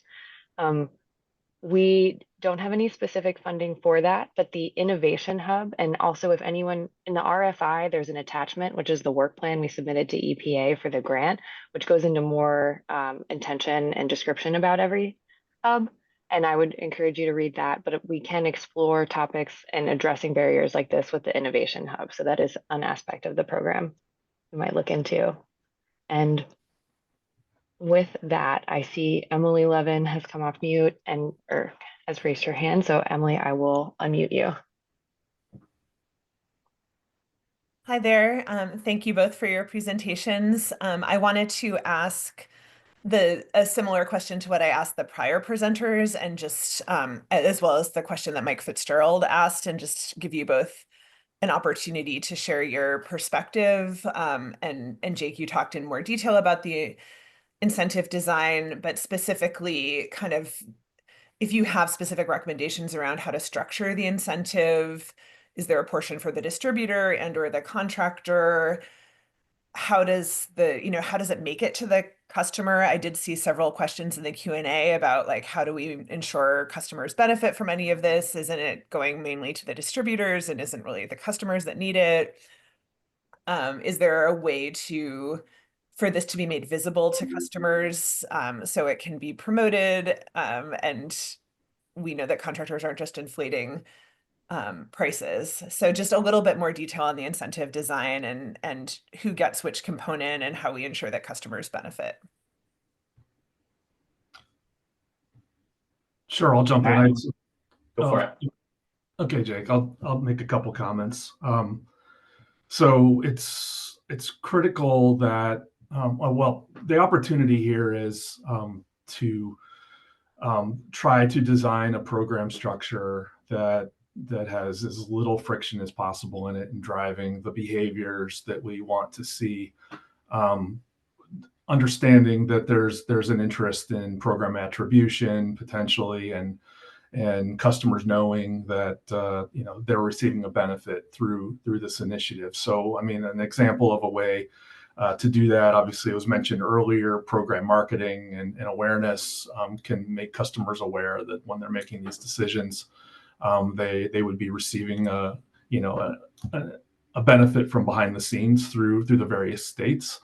There are also strategies where we can work with distributors and contractors to ensure that there is attribution on invoices that are going out to both contractors and customers with the end result, which also one of my is the real benefit is getting rapid adoption of more heat pumps installed in the territory. So I think there are puts and takes in terms of program design, and I would advocate for the ones that create the least amount of friction in getting the job done while sharing as much of the benefit out to the marketplace. So as we dig into program design and actual implementation, I think those are key components to really think about. So Jake, any thoughts on your end as well to add?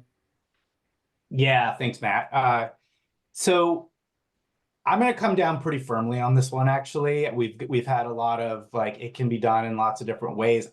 I think there is a right and a wrong way here. And I think that the right way to do this is to apply the incentives at a distributor level, but require that the bulk of the funding actually passes through to the contractor.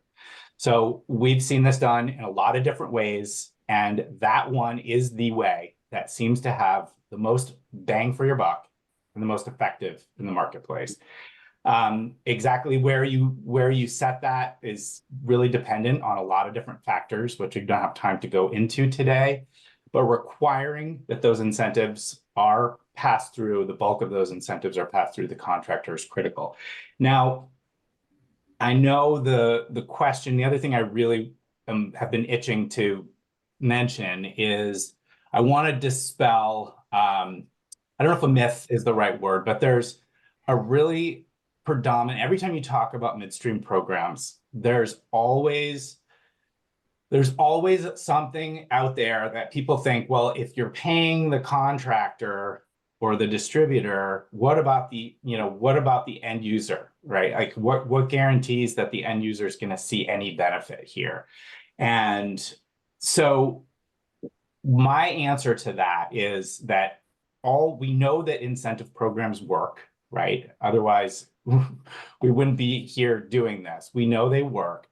And what we also know is that downstream programs, there's nothing in there that prevents or ensures that the end user is actually getting the full benefit, right? In other words, if it's a $5,000 installation, and it's a $1,000 incentive, all the contractor has to do is charge $6,000, and then the end user still gets $1,000 as the downstream, and they got no benefit from that, right? They think they did because they got a check, but there's really nothing that's ensuring that there's a benefit to the end user here. And so midstream, when it's kind of picked on as, well, how do you ensure that the end user benefits from this? The way we are ensuring, I think Charlie kind of got at this the best.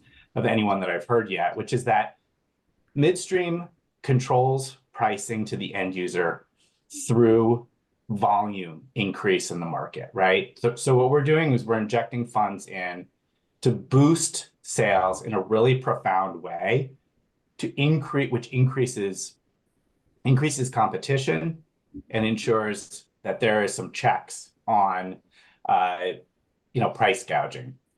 There are also a bunch of additional things that you can do, a lot of additional add-on things that you can ensure that there's awareness at a customer level around the incentive levels, both on the front end and the back end of a project, to ensure that they're getting benefit from this through awareness of the program. I'll just add that, and I agree with everything you said, Jake. And I'll just add that it's critical to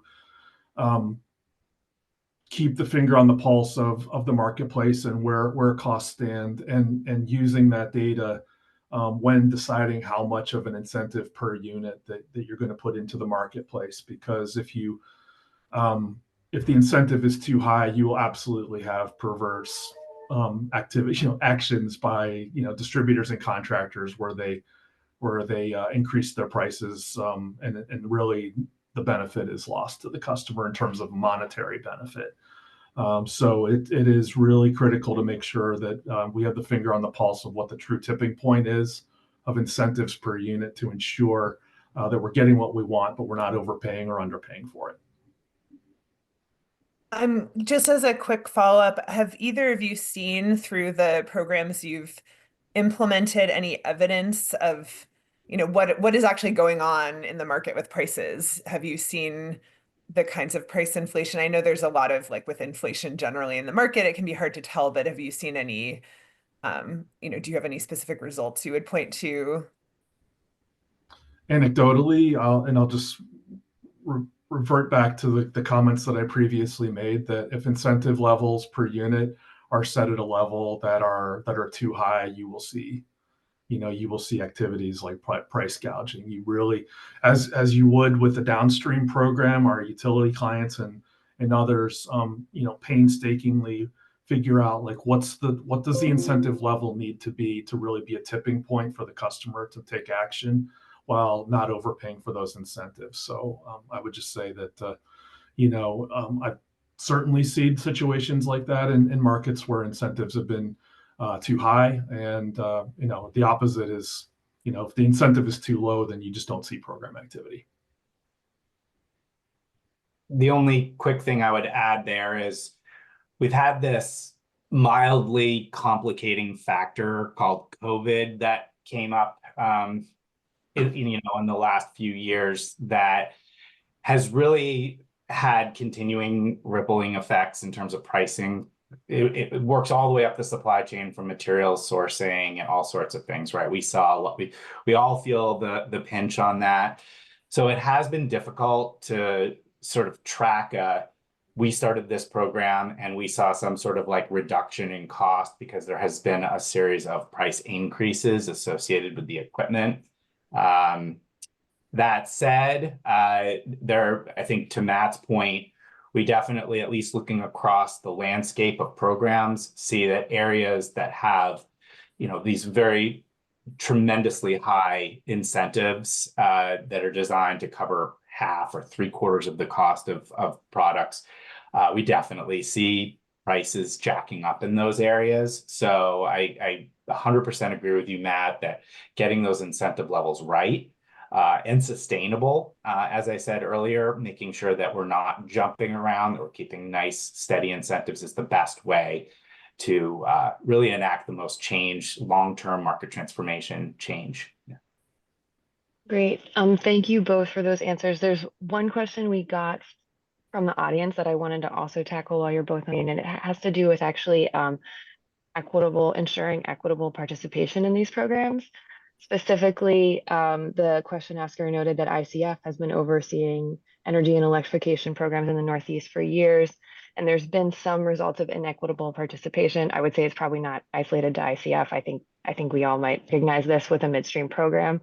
I'm curious if either of you have had any thoughts about how this particular program might be able to change that record, or any insights that new programs, new midstream efforts could use in order to address the the natural inequitable results that might stem from these programs. Sure. I signaled it in my prepared comments. You know, I've been involved in heat pump programs back to the late 90s, actually, like in early iterations of my career. And you know, I'm excited about the opportunity to electrify and get, you know, fossil fuel systems as much as possible out of the marketplace. But there is um, I have a major concern about the cost of operation of heat pumps, with electric rates being expensive in the Northeast in general. So I think that you know, so that is something that is top of mind all the time, not just for market rate customers, but as we focus on low income and disadvantaged communities, it's going to be absolutely critical for all programs, and especially this initiative, to address that. So I'm excited about the Heat Pump Accelerator, especially in the Innovation Hub, where we'll have the opportunity to layer on other enhancements to homes, potentially, and businesses, to ensure that it's affordable to operate these systems. Was mentioned earlier of solar and storage and other technologies. Insulation and air sealing is critical to reduce the demand for heat in homes when these systems are operating. So, you know, it's an all of the above approach here, but I think that just you know, injecting cash into the marketplace to drive more heat pump sales is not the only piece of this. We need to look at other program enhancements and take the opportunity of the Heat Pump Accelerator to test and implement practices that will make it more affordable for low-end customers and in disadvantaged communities to benefit and not be in the poorhouse. Yeah, I'll add just a couple of quick things. First, I'm really appreciative of that question. I think, as I mentioned in my prepared comments, the EIC has really focused much of the work that we do, both in the Northeast and across the US, on equity and engaging disadvantaged communities.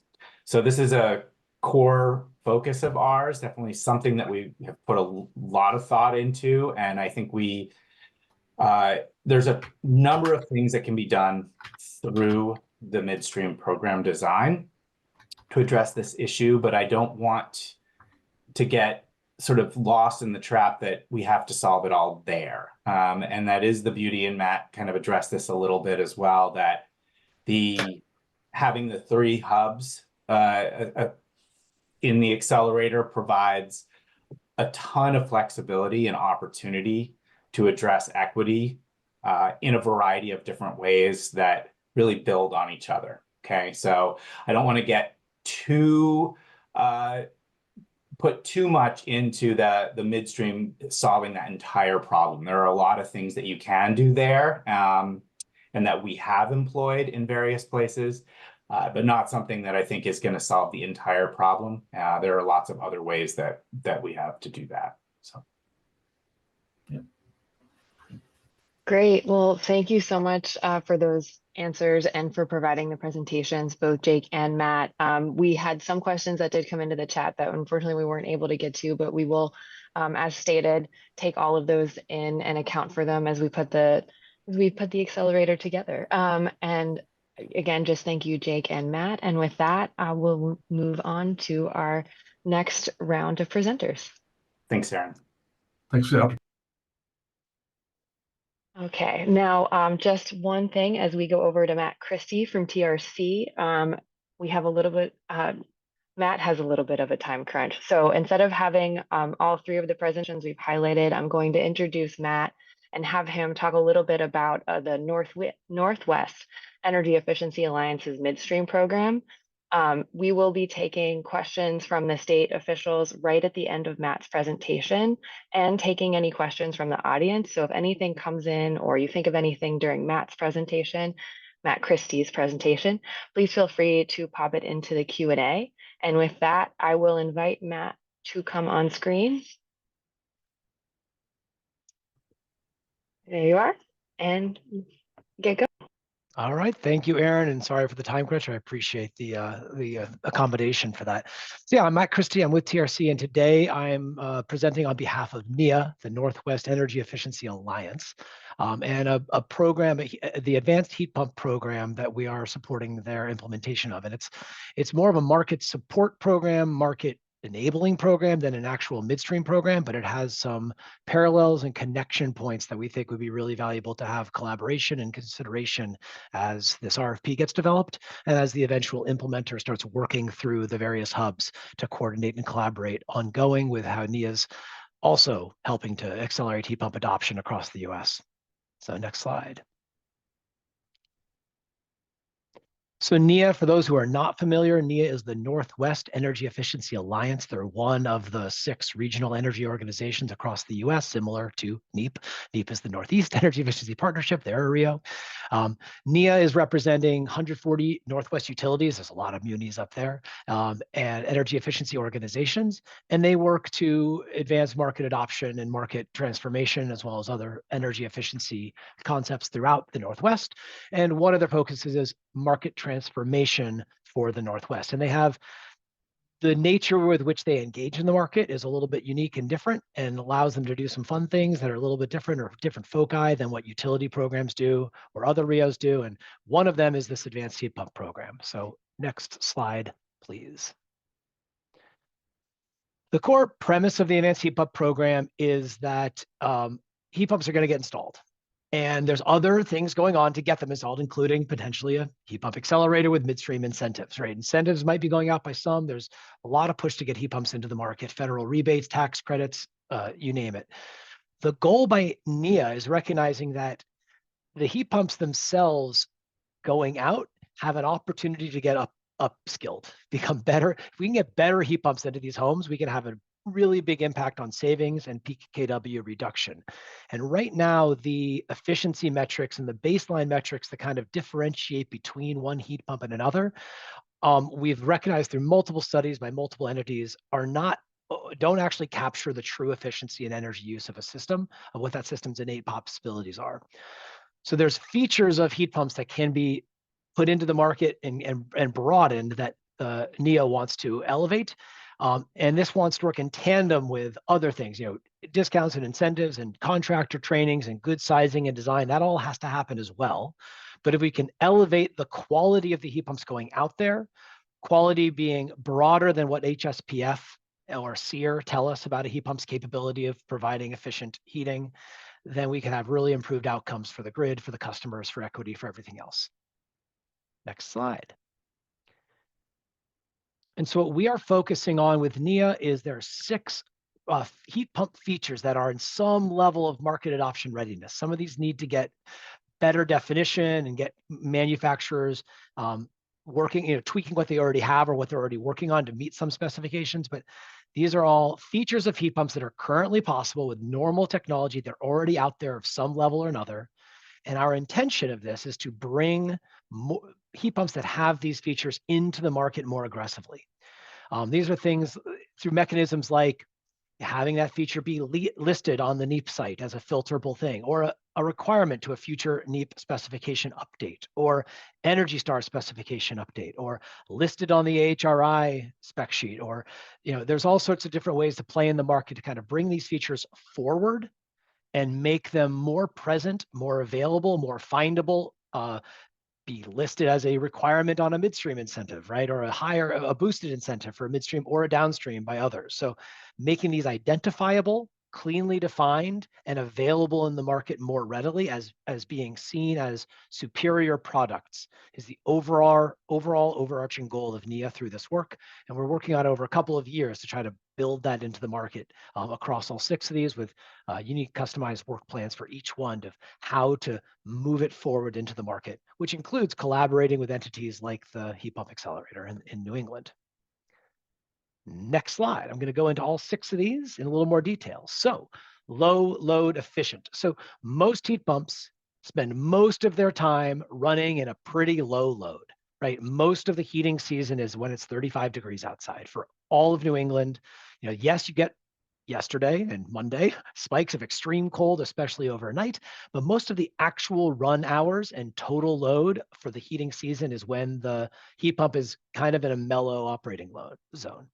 So if you can have heat pumps that do really, really well during that kind of mild condition, your overall seasonal efficiency is way, way higher. And you can get some really nice quality of seasonal energy efficiency and energy reduction. And going back to the equity question from the last panel by doing that. Next slide. Cold climate capable, this kind of mirrors like the cold climate challenge, but having heat pumps that can produce high capacity, have capacity maintenance even as it gets quite cold, down to 5 or even below 5 into the negatives. We're working on how to incorporate that in.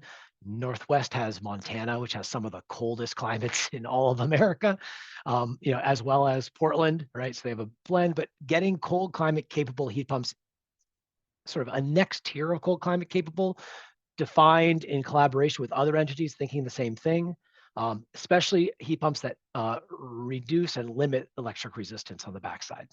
Next slide. Connected commissioning. So at the process of plugging in, just capturing the data of what are the settings, what's the situation, what are the settings right there at the time of commissioning, getting that into a data structure, having a certified report that's a little bit standardized, what data is collected, how it's defined, to show that these things are operating at the day of install, and having heat pumps that are able, and heat pump software tools associated with each of the manufacturers and platforms that allow you to pull this data, put it into a standardized format, and get it out into the world. Much better system maintenance when you do that. The data collection can be very valuable. You really make sure that these heat pumps actually achieve the efficiencies that they're capable of.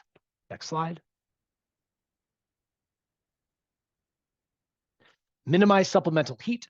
Obviously, especially for grid impacts and grid constraints, but also for cost constraints, you really want to tone down how much electric resistance ever gets used. So, if you can monitor the ramp rates, because you can, if you monitor the ramp rates of a heat pump compressor trying to achieve heat, you can kind of tell, do they have a chance of catching up on their own in a reasonable amount of time, instead of just always clicking on the ER and blasting it out, right? This is for recovery periods after setbacks, or people being gone, or windows being open temporarily for some reason, or doors, right?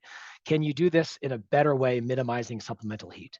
You can also allow for staged DR, 1 kilowatt at a time, 2 kilowatts at a time, rather than going all full blast, and use the discharge charge temp as an indicator too. So bringing this out forward.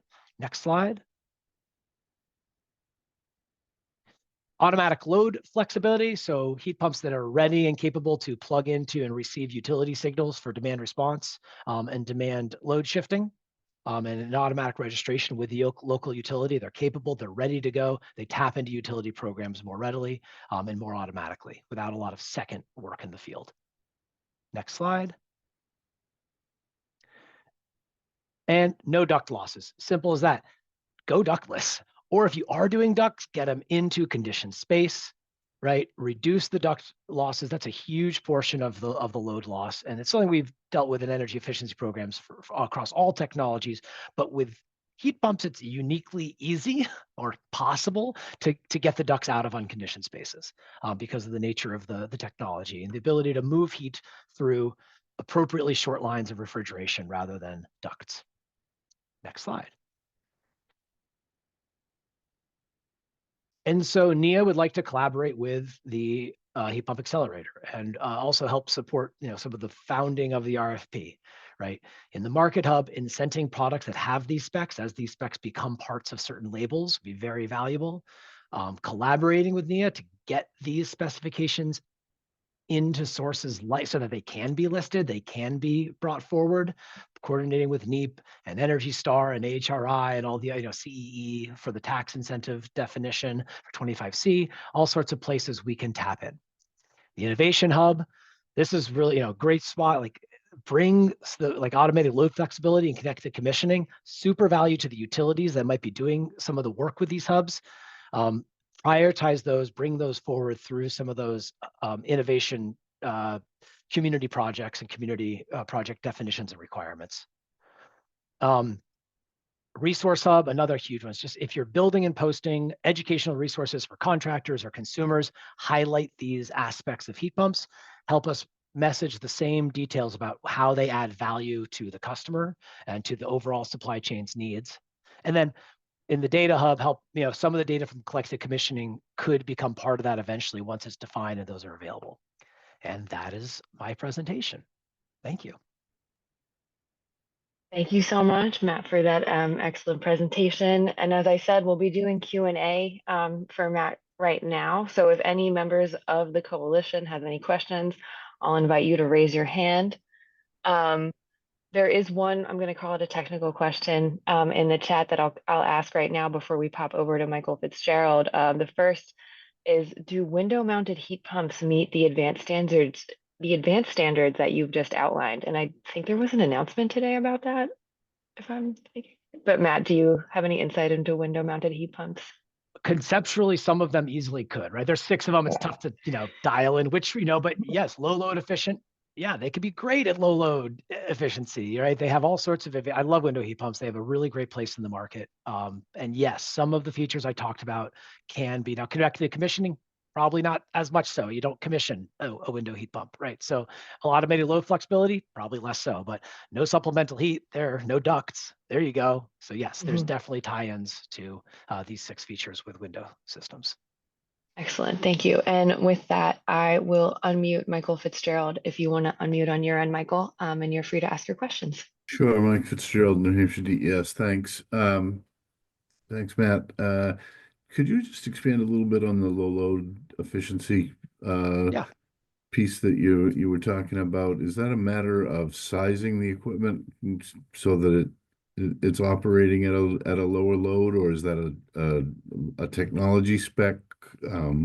What are you referring to there? And I apologize, I'm not a heat pump technology expert. So. Yeah, it's a technology capability that requires proper sizing to get the advantage of, right? So if you size a heat pump for the maximum design heating load at, New Hampshire at 5 degrees, 0 degrees, depending on how far north you are in New Hampshire, right? Yes, it needs to produce that much heat at those really cold design conditions. But most of the heating season in New Hampshire is when it's 35 degrees out, right? February, March, daytimes, right? It's plus 30, 25, depending on, again, how far north you are, right? And so if you can get heat pumps that there's so many run hours at those mild temperatures where the compressor for the heat pump is operating at a mellow compression speed, which is what variable capacity heat pumps do. They vary how hard they work based on the outdoor temperature and the load need in the house. That's its sweet spot. That's where they're happiest. And some heat pumps do that really, really well, and other heat pumps are not quite as good, right? And so differentiating, and that's a lot to do with the engineering specs, and a lot of it's with the refrigerant maintenance and the algorithms of how fast to run the compressor and the fan speeds and everything else, right? If you can elevate ones that perform really well in that type of situation, you get a very big overall seasonal impact. And you typically don't have to sacrifice too much at all capabilities and efficiency at the lowest temperatures, days like yesterday. Great, thank you. Anything else to add, Michael? And I wanted to flag, Matt, I know we're coming up on your time, so if you need to leave, let us know. But Michael, anything else to add? Also, thank you. Great. All right. Matt, are you okay with one more question? I can do one more. Yep. Okay. And then I'm literally going to run. I'll remember to turn my camera off. Question. Yeah, and I am allowing you to talk, Emily Levin. Yeah, thank you. This was a really helpful presentation. This is a really short question. Kind of building on the question about window heat pumps, I just wanted to better understand whether NIA's program with these 6 features, is it comprehensive of all types of heat pumps, like ducted, ductless, air source, ground source? Like if there's any sort of focus among types of heat pumps, can you just clarify what that is? Its focus is air source heat pumps, ducted and ductless, both. Some of the concepts could be applied to air to water. Some of them could be applied to window units. Some could even be applied to ground source, but they don't necessarily have as minimize supplemental heat. So, some of these concepts definitely apply to the other associated heat pump technology types. But the core market that NIA is hoping to actively shape revolves around air to air source heat pumps, ducted and ductless, with potential for overspill consumption. Thank you. That's very helpful. Okay, great. Thank you so much, Matt. All I will right. let you go. Thanks, Aaron. And we appreciate your presentation and luck on where you're running to. All right. Bye. Bye. And for everyone else, I'll flag we do have another representative from NIA here. If any other questions come in, we can bring them on the virtual stage. But in the meantime, what we'll be doing now is Ryan Christoph from ICAS is now going to present on ICAS work in this space. And then after this, we'll have one more presentation and then general Q&A. But Ryan, the floor is yours. Great, thank you so much. If you want to advance the slides, you can go ahead and go to the next one.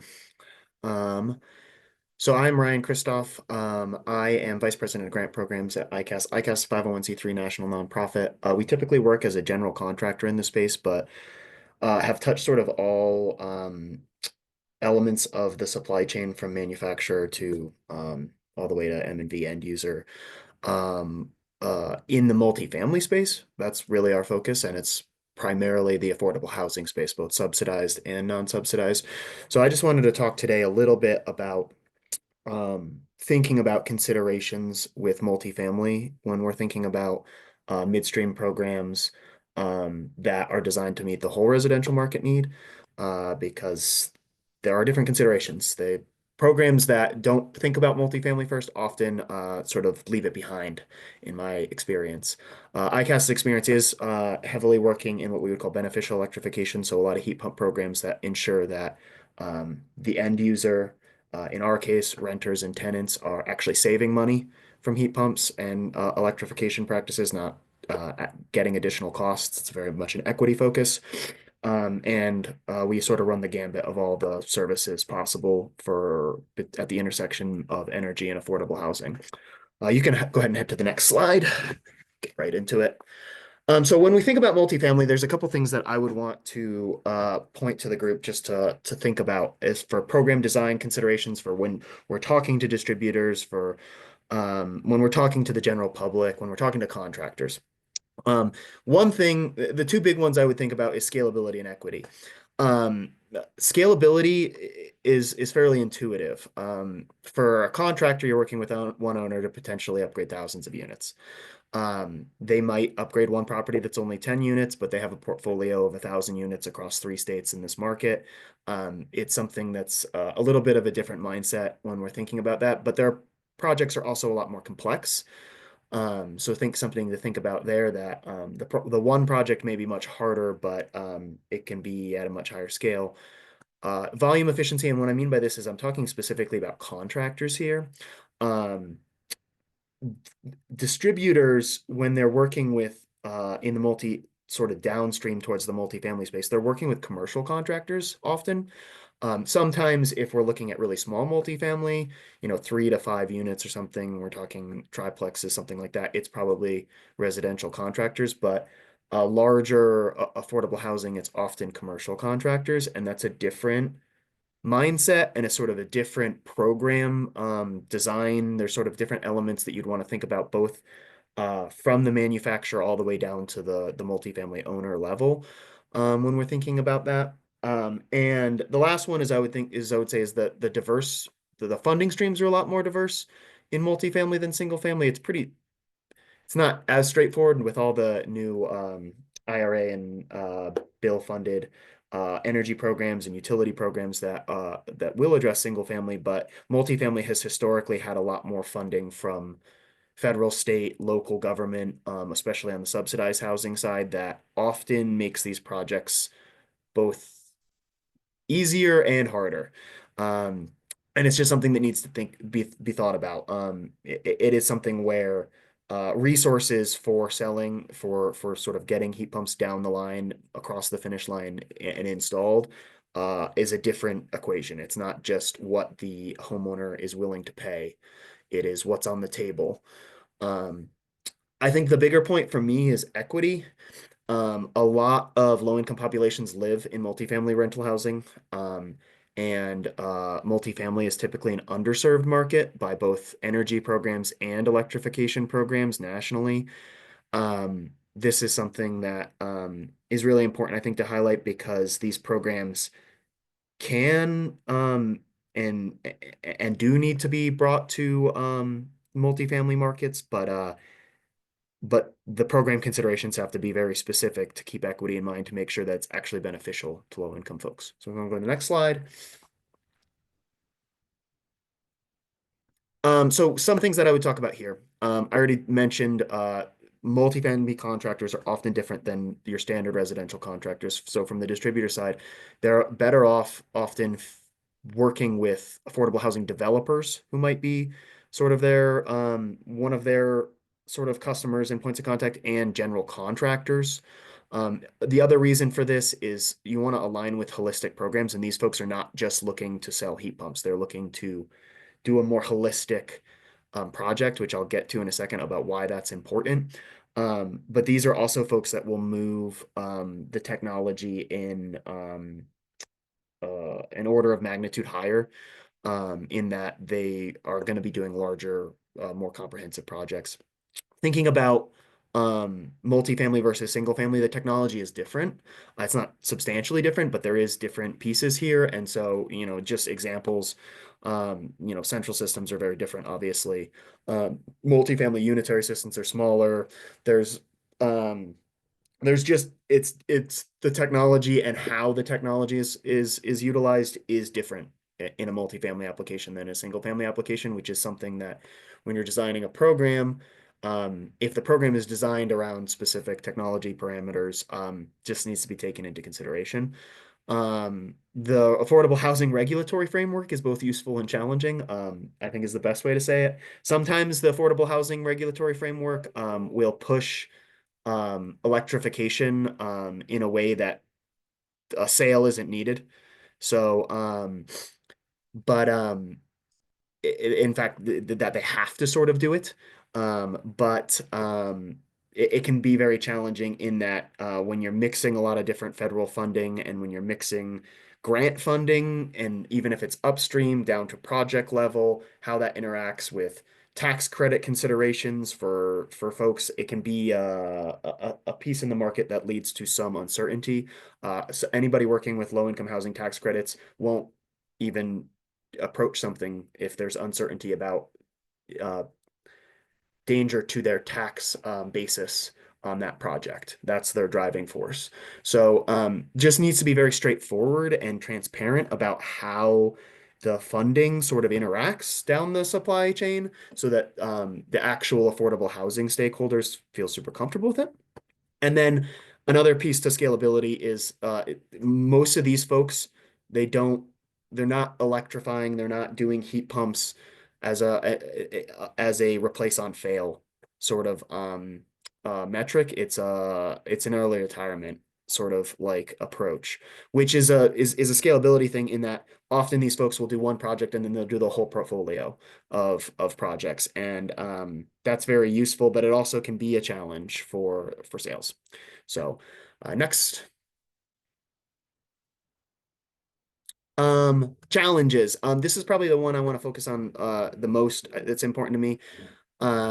So for low income housing, for LIDEX, I think that the biggest thing that we need to think about is making sure that there are safeguards in place for a program to ensure that heat pumps are actually beneficial to low income residents.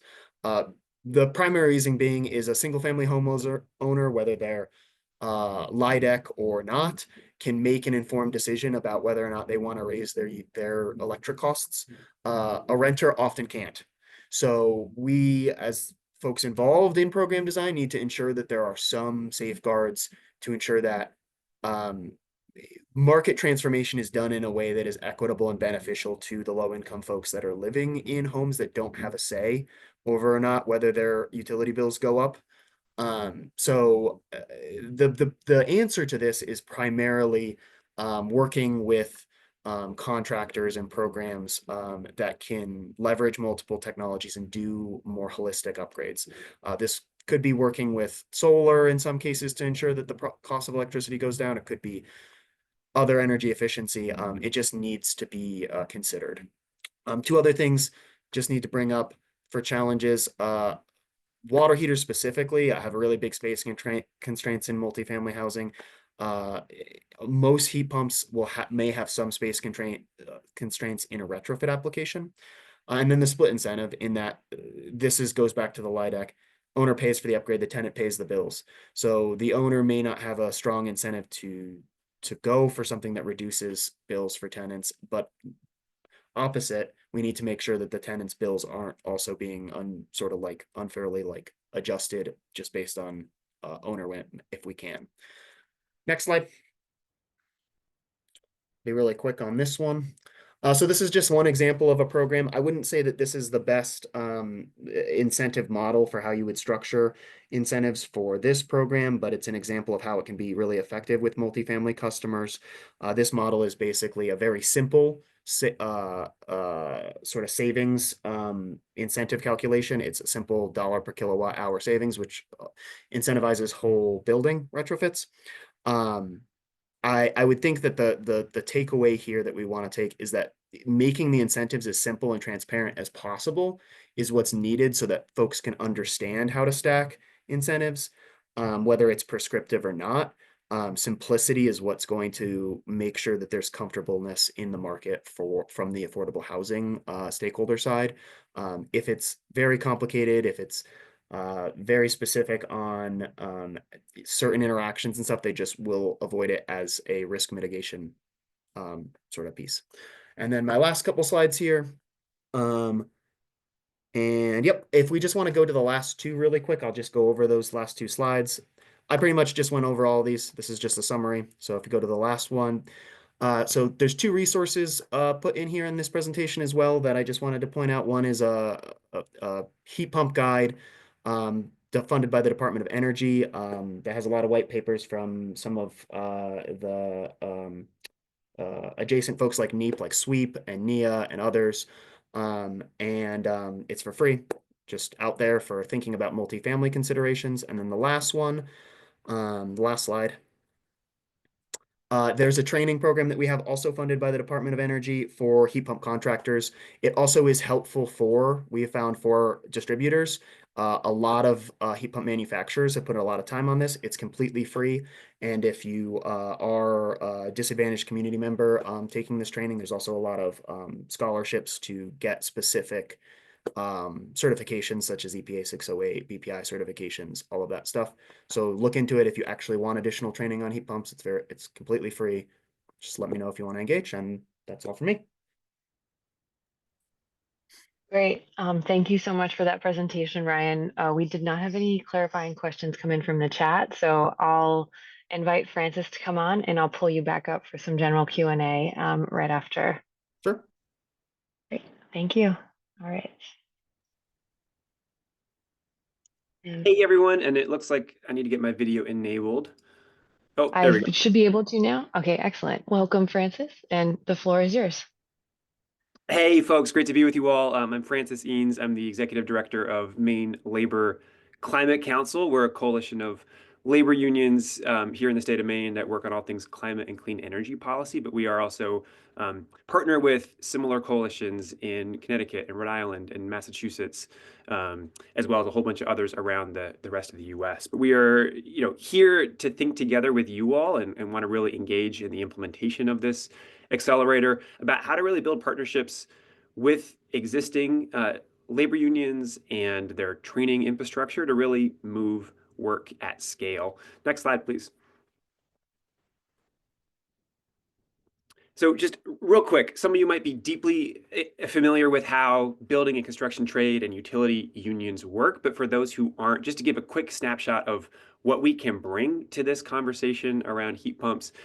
Here in New England, in the 6 states, there's over 18,000 licensed electricians, over 13,000 plumbers, pipe fitters, and HVAC installers. That's just in 2 trades. That's not to mention laborers or operating engineers or others who can install more unique or advanced forms of heat pumps, such as thermal energy or network geothermal ground source systems. And of course, all the utility workers, many of whom are in unions. So there's a tremendous amount of capacity, right? Folks who have been in the trade for 10, 20, 30 years, who have worked on boilers and natural gas systems and are like deeply familiar with how these systems actually work and are in many ways like shovel ready to go when it comes to installing decarbonization technologies such as the variety of heat pumps. But the other unique thing beyond just the sheer capacity that our unions here in New England bring is the registered apprenticeship model, which varies somewhat from union to union, but essentially is earn while you learn, like on the job training, where there's a significant amount of classroom time to learning the more academic or theoretical parts of a trade. That happens at night often, right, during the week. But then folks are working full time almost from day one when they enter the IBEW electrician program or at the UA to become a plumber or a pipe fitter or an HVAC installer. And so there is like, tremendous training capacity that already exists in partnership with union signatory contractors and their trades to not only train new workers and bring new folks into the trades for heat pump or installation, but also to retrain existing members who might have, again, deep experience in fossil fuel systems, but who are like at the same pay and benefits and everything, moving into and adding on a new skill. So just to give a quick sense of how building and construction trade unions work, I'll give the examples of two of our unions here in the state of Maine. So IBW Local 1253, it's got several hundred members and they work with, anywhere from 20 to 30 contractors who bid work just like any other contractor does. But they have some overlap with the contractors that work with the UA, who trains HVAC installers and plumbers and fitters. And so they can form composite crews to really go out and do heat pump, and already do, right, heat pump installation, both in the residential, commercial, and of course, industrial markets. And they work very closely with their contractors to understand what does the work picture look like for 2025 or 2026? How many new apprentices should we bring into our program? And can ramp up very quickly. And to give one very small example, here in the state of Maine, just about 6 years ago, we changed our regulatory structure to really incentivize the build out of grid scale and residential and commercial solar. And we've seen just an explosion of new generation capacity on the solar front. The IBEW locals in our state, the local unions, went from training anywhere from like 3 to 4 to 5 apprentices in the wake of the 2008-2009 recession per year to now, as of last year, they took in almost 70 apprentices just in one of the locals. I think across the two locals, they took in probably 125, 130 apprentices last year. So there is tremendous ramp up capacity that they have. And it really is about how can we build thoughtful partnerships across the contractor and developer and user and distributor landscape to take advantage of this surge capacity and training experience and highly trained like union workers that are already here in our states. Next slide, please. So just to move specifically into some of the best practices from our experience, especially in other sectors in clean energy, is that it is critical to bake in to labor standards on the front end that utilize things like preferred contractor lists to make sure that all contractors who are participating in an incentive program or a midstream program, whatever it is, have a similar playing field to play on and are all similarly invested in training the next generation of workers and also paying their workers a living wage so that they can actually afford to live in the communities that they are working in. And I think there's, living wage gets tossed around. We like to say prevailing wage. That's an actual like statutory standard that both states and the federal government have that is based on making sure that public money, when it's invested in the way that we're talking about with this grant, does not drive wages down in industry, but maintains the standard that is already set.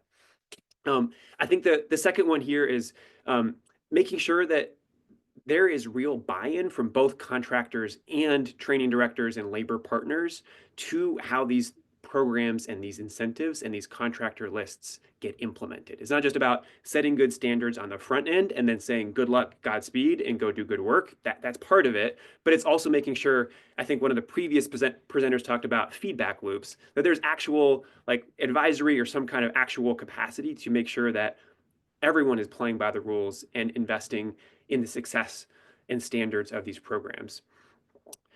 Third good practice here is that there is some really amazing work happening, not just in apprenticeship programs, which by the way are not just exclusive to unions, but also pre-apprenticeship programs that are specifically designed to bring people from underrepresented backgrounds into clean energy and other trades. And then fourth here is making sure that job quality standards are not divorced from the really good thinking and importance that folks place at the program design level on workforce development. Sometimes we silo these conversations and try and think about how we can grow the workforce, and then in a totally separate space are thinking about like how to make sure these are good jobs. But the reality is there is no way we can attract, let alone retain, a skilled workforce if we're not constantly thinking on the front end and through the implementation phase about how to make sure these are quality jobs. And then this is going to echo what other presenters have said previously, but I think continuity of labor and equity standards is critical, not just across programs, but like across states wherever we can, so that we can really raise the floor for everyone and not have, again, this very important innovative inflection point that we're at in this marketplace be used to drive down the quality of jobs. Because at the end of the day, there is an existing very skilled workforce out there, and we desperately need to hold on to these tradespeople and keep them in the trade for another 2, 3, 4, 5, 10 years and pass that knowledge they have on to the next generation of workers. Next slide, please. I want to close out here. This is going to just knit together everything I've said, but at the end of the day, like, this grant is contemplating market transformation across multiple states at a scale that we haven't seen before and all agree we urgently need. And so if we're going to be dumping this much money out into the marketplace, let's take advantage of the surge capacity that labor partners can bring, right? There is a massive ramp up that we're going to need, a retraining of existing workforce, new workers coming in. We have that muscle. Like, let's find ways to partner and make this successful. I think second, this is, we have training programs, we have infrastructure. Let's make sure we tie that together with good job quality standards to make sure these are incentivized for everyone. And we don't need to reinvent the wheel here, right? We need to think about how we can build new partnerships. This is about like unions building partnerships with community colleges or other programs where we haven't necessarily had good partnerships in the past. It's not either or, it's about how do we build an ecosystem that's coherent across our workforce development infrastructure. And then fourth, I think like quality control really matters. And I think having a highly trained workforce is critical to make sure that customers don't have heat pumps that break down in a year because they weren't installed correctly. This is a significant issue.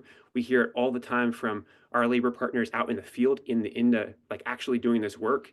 And it's not in the interest of customers. It's not in the interest of our states. It's not in the interest of this grant, or frankly, in the broader climate project, if we're just putting lots of units out there, but they're not being installed correctly. And I think, taking a little extra time to make sure that installers are trained on the actual models by the manufacturer certs, like that really matters. Takes a little extra time, but is totally worth it, and it benefits all. I'll leave it there, and I'm happy to take some questions. Great. Thank you so much, Francis. And yes, now we'll do Q&A for both Francis and Ryan's presentation. If any state coalition members have questions, I'll invite you to please raise your hand. There are two questions I did want to address, Ryan, while you're here. I'm not sure if you'll be able to answer them, but I wanted to ask, we had one question about, are there government subsidies that could be offered to increase demand by supporting income and or overburdened communities to transition to greener energy? So if you have any experience with government subsidies, examples to highlight. Yeah, so that's why I said one of the biggest reasons I think that you need for these programs some alignment downstream with more holistic program stuff. So like big ones that have existed for a long time would be like the Weatherization Assistance Program, which you would obviously want to sort of coordinate some kind of, that does shell energy efficiency stuff that can really help make a heat pump more effective, but it can also help subsidize that potential project piece of the project too. The new Department of Energy home energy rebate programs, I think states are doing their own things about those, but a large portion of that funding I think will be sort of focused on low-income communities, and that's another rebate program sort of downstream that will that hopefully could be utilized in such a way to help further bring costs for low-income people. And there are other utility programs. There are low-income utility programs as well, funded through, the state's public utility commissions. Those are going to be different.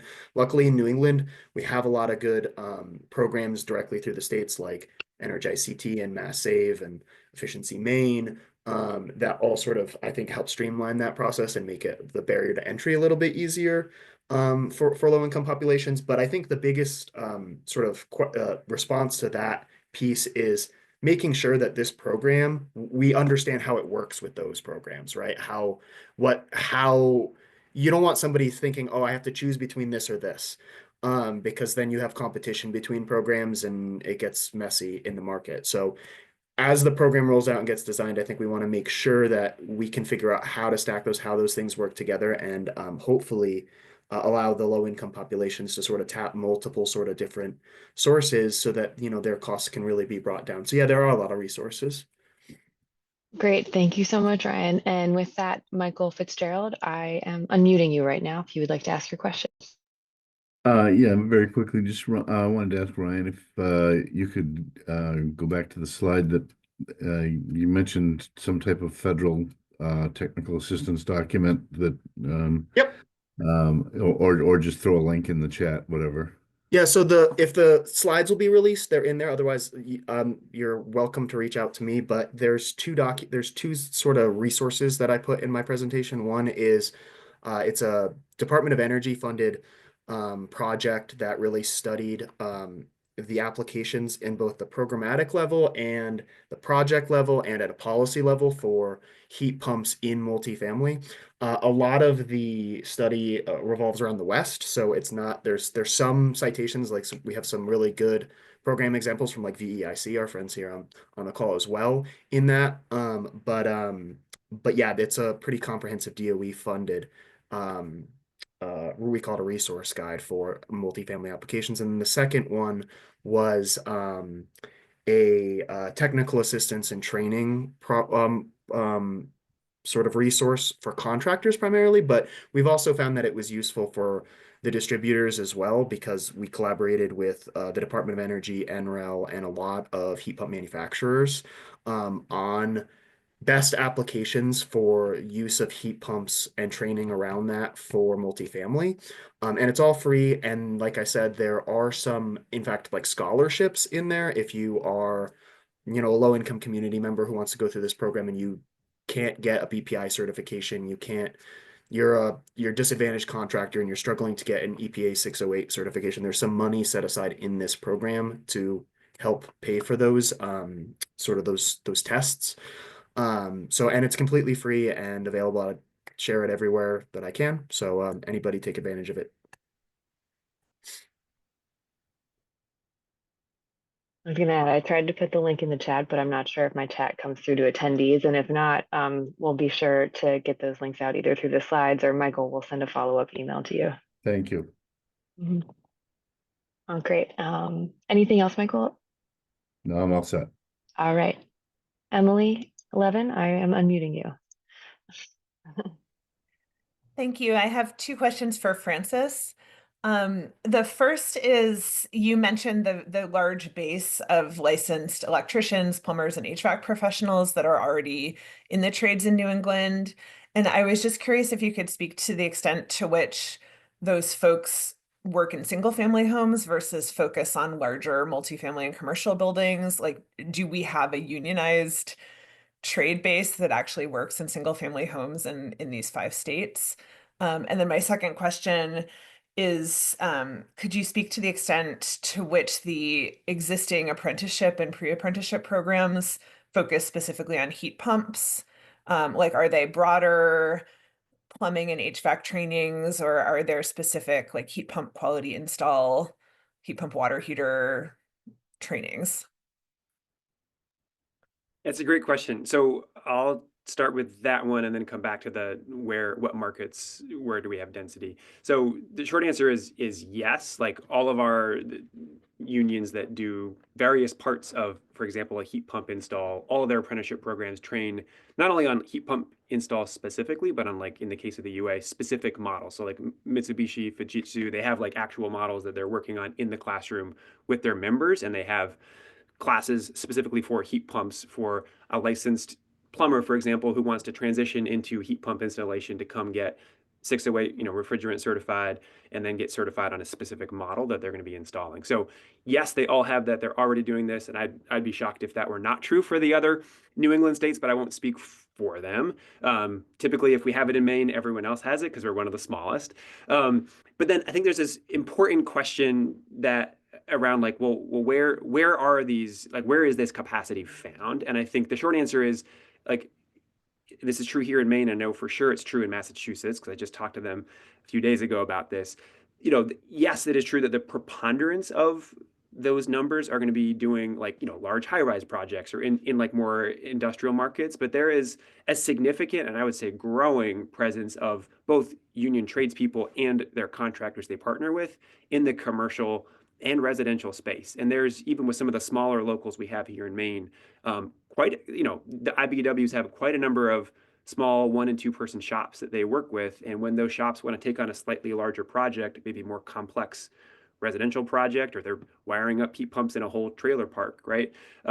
They want to have surge capacity and they'll bring on extra people. But they're in all those markets. I think there's a real opportunity to grow, and it takes a little bit more creativity to think about how that works at the residential scale, but it's there, and historically there's been a lot of presence there, and so that's really that point I made earlier about like building new partnerships. And there's contractors who are non-union residential contractors who themselves, maybe they do weatherization and now they want to do heat pumps so they can offer their customer a single whole home solution, and they're now coming to us saying, hey, how do I get into this market?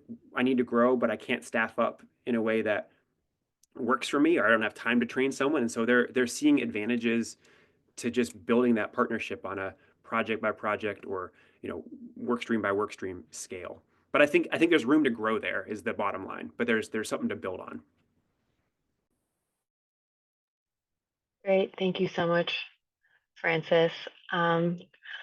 Okay, we had one other question come in from the chat, and Ryan, I think you did touch on this a little bit when you talked about the split incentive, but it asked, curious your thoughts around converting buildings to all electric when many landlords incorporating heating costs into the rent of an apartment when electrified. Would you expect reductions in rent since the burden of new electrical system is now on the tenant's bill? And what policy levers do you have to recommend? Yeah, absolutely. So this is a great question. And it's one of those nuanced ones that I can nerd out about a little bit. In that, in subsidized affordable housing, there's a policy mechanism for this. It's called a utility allowance adjustment. So there is sort of policy mechanisms on how that can carry over to rent, or rent can be reduced based on that to maintain a certain level of affordability at the like total costs for the renter level. That would be for like Section 8 project based public housing, some things like that. In naturally occurring affordable housing, it's a lot harder because, and that's why I'm saying, like, when we design this program, we have to think about guardrails to make sure that renters aren't unduly burdened by sort of these increased costs. So it could be something where the owner basically says, hey, the rent's going up. And there's no real like sort of like direct policy mechanism to say, if an owner upgrades the property with any technology or anything, if they put new paint on, they could say, hey, we're going to raise the rent. What I would say is you would want to use mechanisms that you've seen in other energy programs that sort of help reduce rent increases as tied to any sort of subsidy program. So like the weatherization program, the DOE rebate programs, they're going to have basically owner agreements that prevent that basically say, hey, if you're going to take this discount on this service, you're not going to raise rent for 2 years, something like that. And that can help protect the market a little bit, but it's much more challenging at the higher upstream you get with trying to enforce that.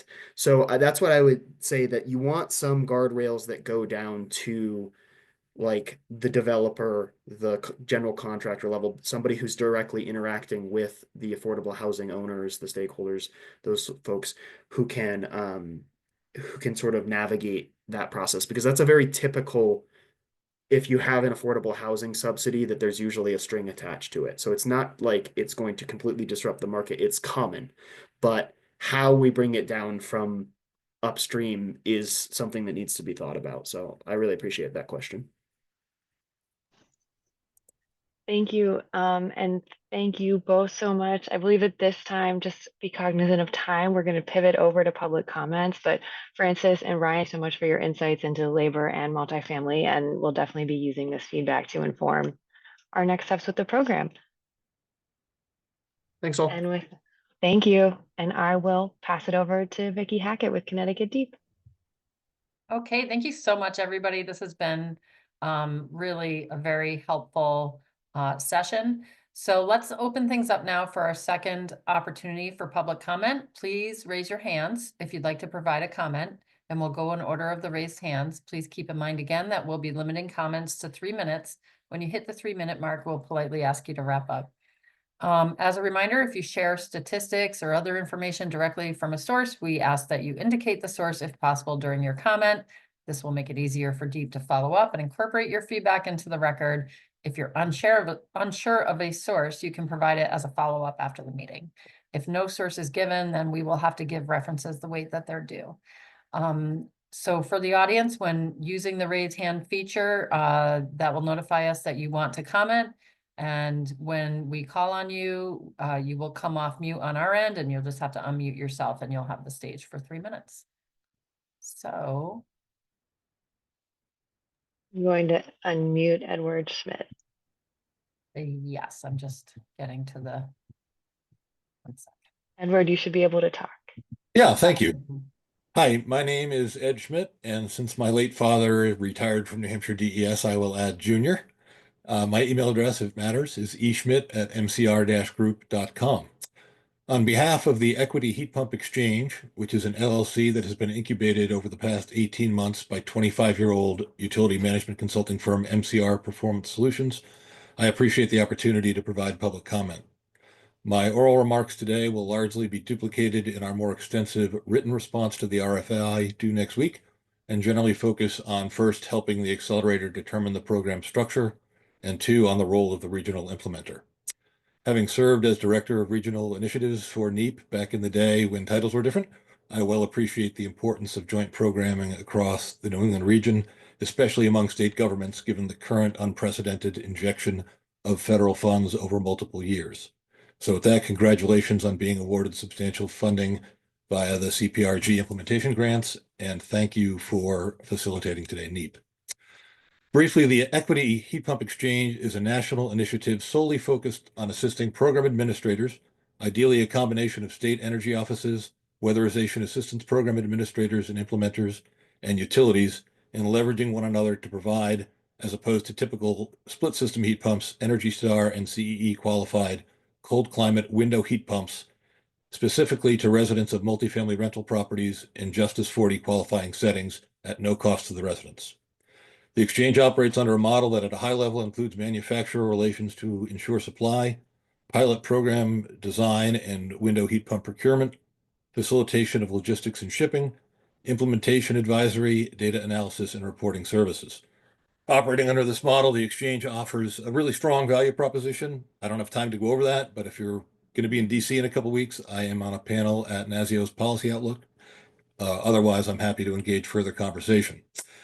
Here's my ask. Because window heat pumps that we focus on are nascent products and likely oriented toward retail sales channels, access to supply is very limited, and no HVAC-style midstream distribution channels exist.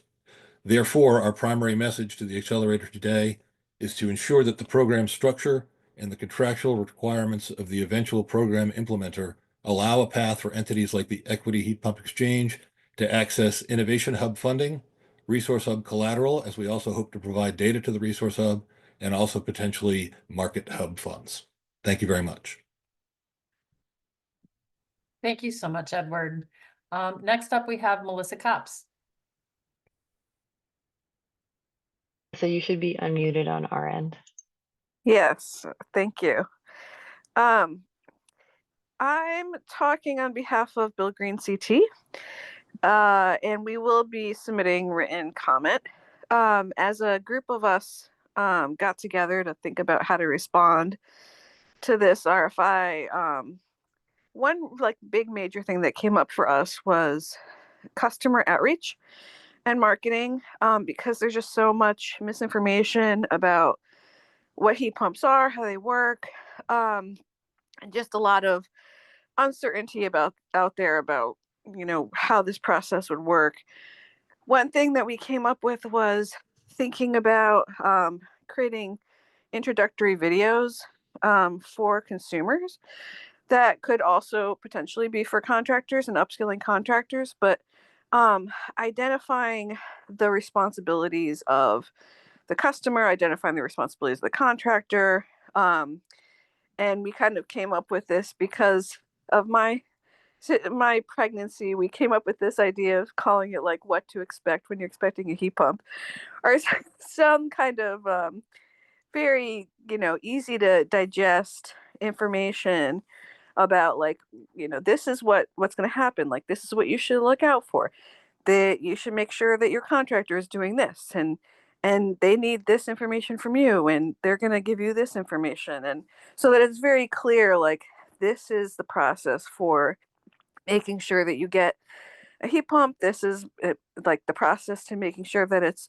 the right decision for your home, and then making sure that people are getting high quality installations. So that was just one idea that kind of bubbled up to the top that seemed like really important. And obviously, we as an organization are happy to partner with DEEP and other states to try to develop something that makes sense. So that's all I have to say for our public comment. You can look forward to our written comment coming before the deadline. Thank you so much, Melissa.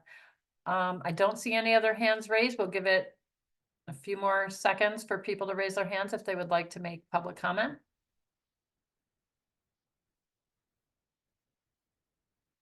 Daniel Rabin. Daniel, you should be able to come off on mute and provide comment. Yes, thank you.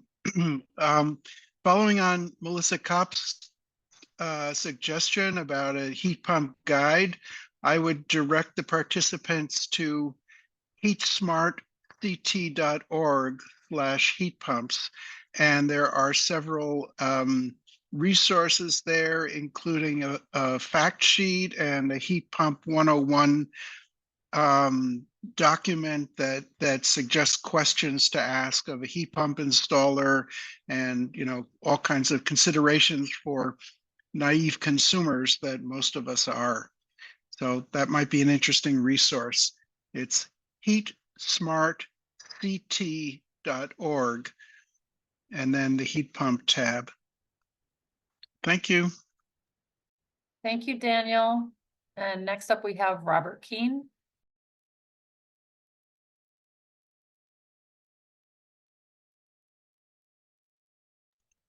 Okay, Robert, you should be able to talk.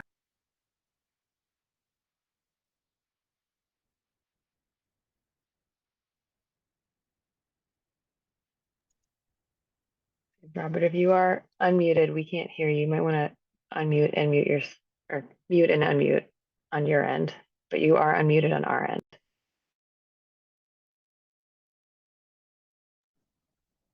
Can you hear me now?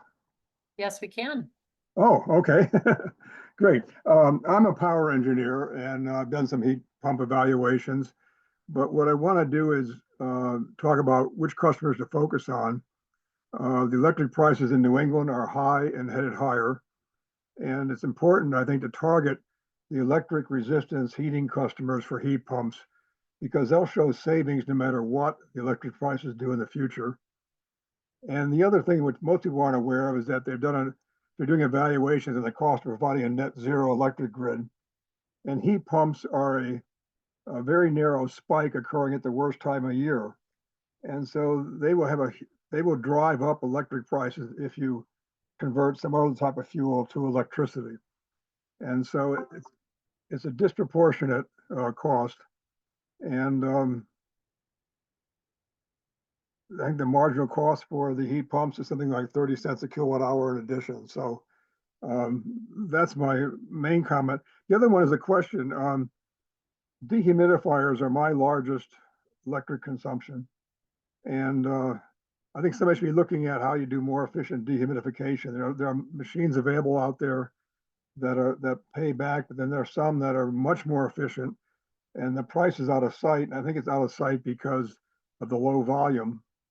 And I think that's a worthwhile effort for somebody in the energy conservation business to look at. Finally, the last thing that got brought up in some of the hearings in the state was the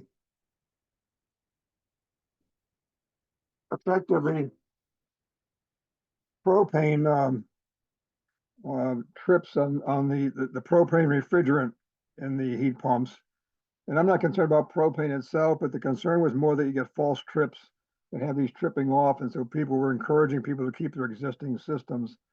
And I think I would like to hear more about how successful the propane is and how prevalent it is. And I encourage any policies to allow people to keep their old systems for backup, not only for that, but for running a generator. If you have a power outage, a heat pump require a much larger generator, a whole house generator. And your old system probably doesn't require that much. Thank you. Thank you, Robert. Next up, we have Daniel again, and then Daniel, we're gonna put you to the end of the list because you already commented once, so I'll go next to Chris Herb. Thank you. My name is Chris Herb. I'm president of the Connecticut Energy Marketers Association. We also run a state certified trade school where we train licensed technicians to install heat pumps and other HVAC equipment. We have 600 members who serve 53% of the homes in Connecticut with bioheat. And we employ over 13,000 people in the state. Our association members install more heat pumps than any other segment of the HVAC industry. We understand their capabilities and their limitations. We work with our customers to determine when they should be deployed so that they meet their expectations and receive the most value. While we disagree with incentivizing one technology and fuel over another, which has been a mistake in the past and a mistake that seems to be repeated again, if these dollars have to be deployed for the purposes of installing electric heat pumps, we would like deep in the other states to consider the following. These limited dollars should be prioritized to replace electric baseboard heat. Homes that have had, also prioritize homes that have had weatherization measures by a certified BPI contractor should also be prioritized. Only licensed certified installers who have specific knowledge on how to do manual J calculations and have received heat pump manufacturer training should be allowed to install these under this grant. There should also be a prohibition on removing heating systems that can reduce emissions like bioheat and renewable propane. Lastly, the documents that were distributed in advance of this meeting today pertaining to this program were disingenuous in parts. There's a reference to heating oils being highly polluting, which ignores the transition the industry is going through as we move to biodiesel. In Connecticut, we have a law, and other states have similar laws, that blending of this renewable fuel will result in a 50% blend. We ask that this language be removed from the document. So I appreciate the work that was put in, the information shared today, and we hope that our comments are taken under consideration. Thank you. Thank you, Chris. Next up, we have Charlie Summers. Okay, can you hear me okay? Yes, we can. Okay, thank you very much. I appreciate the few minutes to offer thoughts. I represent Maine Energy Marketers Association, which is a trade association composed of approximately 300 member companies and over 5,000 direct and indirect people working in energy delivery and servicing businesses delivering oil, biofuels, motor fuels, propane, pellets, kerosene, and heat pumps. In fact, Maine Energy Marketers Association's Technical Education Center, MTech, trains nearly all HVAC technicians in the state of Maine, and heat pumps happen to be one of our most popular programs, and our members install the majority of heat pumps and service the majority of heat pumps here in the state. That said, I certainly associate myself with Chris Herb's remarks. We have many of the same concerns, and as well as Joe Scully, who spoke earlier this morning. We take a very holistic view of energy, that we need an all of the above solution, and focusing all of our energy and efforts on one type of heating system that in this case is run by electricity is really setting ourselves up for a single point of failure. Many of you on this call perhaps do not remember the ice storm of 1998 in Maine, where there were Mainers throughout the state. Power lines were down and many went without power for over a month. More recently in 2023, another great storm that came through the state knocked energy out to about 500,000 people here in the state.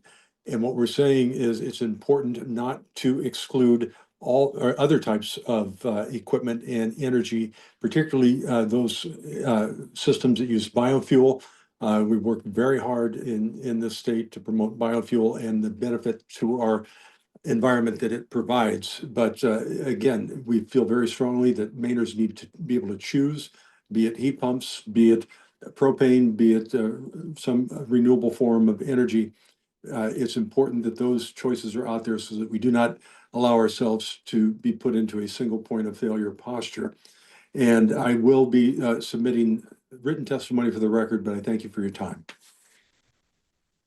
Thank you so much, Charlie. And next up, we have Sam Lamos. Hi, everyone. Good morning or good afternoon, depending on where you are. My name is Sam Lamas. I am the Public Policy Manager at Gradient. We are a window heat pump manufacturer. I know window heat pumps have come up a couple different times during this discussion today, and I appreciate the inclusion of this technology. I just wanted to come on to say, ask that the Accelerator consider emerging technologies like window heat pumps as an alternative solution for a variety of different decarbonization and electrification scenarios, especially in multifamily. I know that the Market Hub will focus on a variety of heat pump technologies, and including window heat pumps, I think would be of the benefit of the Accelerator. As well as, within the Innovation Hub as they consider pilot programs, considering the window heat pump technology, especially the cold climate capable ones, in a variety of different programs. These technologies have a tremendous amount of opportunity to electrify buildings that have previously been underserved by electrification programs, specifically in LMI multifamily buildings. So I appreciate the opportunity to comment, and we will also be providing a written comment. So thank you so much. Thank you so much, Sam. And with that, I think we've had everybody who had their hand raised have a chance to speak. So is there anyone else who hasn't had a chance to give public comment who would like to? Rebecca.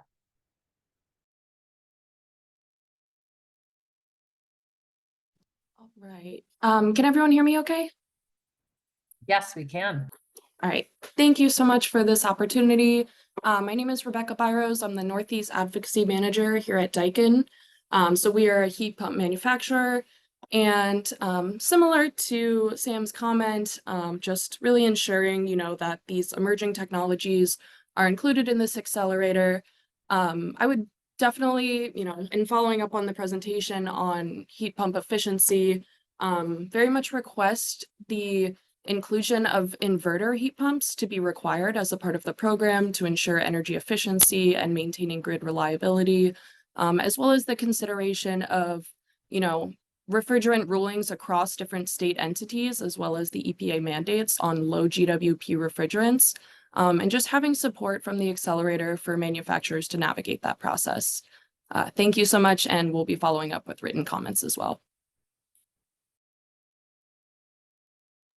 Thank you so much, Rebecca. And I believe that's everybody, unless there's anyone else who hasn't had a chance to speak who would like to speak. Okay, seeing none, we are closing public comment. Thank you all. All right, great. Thank you so much for everyone for providing public comment. We really appreciate all of the feedback. If we could pop to the next slide, I will close us out. Great. So I wanted to once more thank you all for attending today. It was great to hear insights from these presentations and comment, both of which we'll use to help inform the next steps and considerations regarding the New England Heat Pump Accelerator. As was mentioned a few times, we really do encourage all in attendance today to please respond to the RFI, to provide written feedbacks, and written comments to the RFI are due on Wednesday, January 29th by 4 p.m.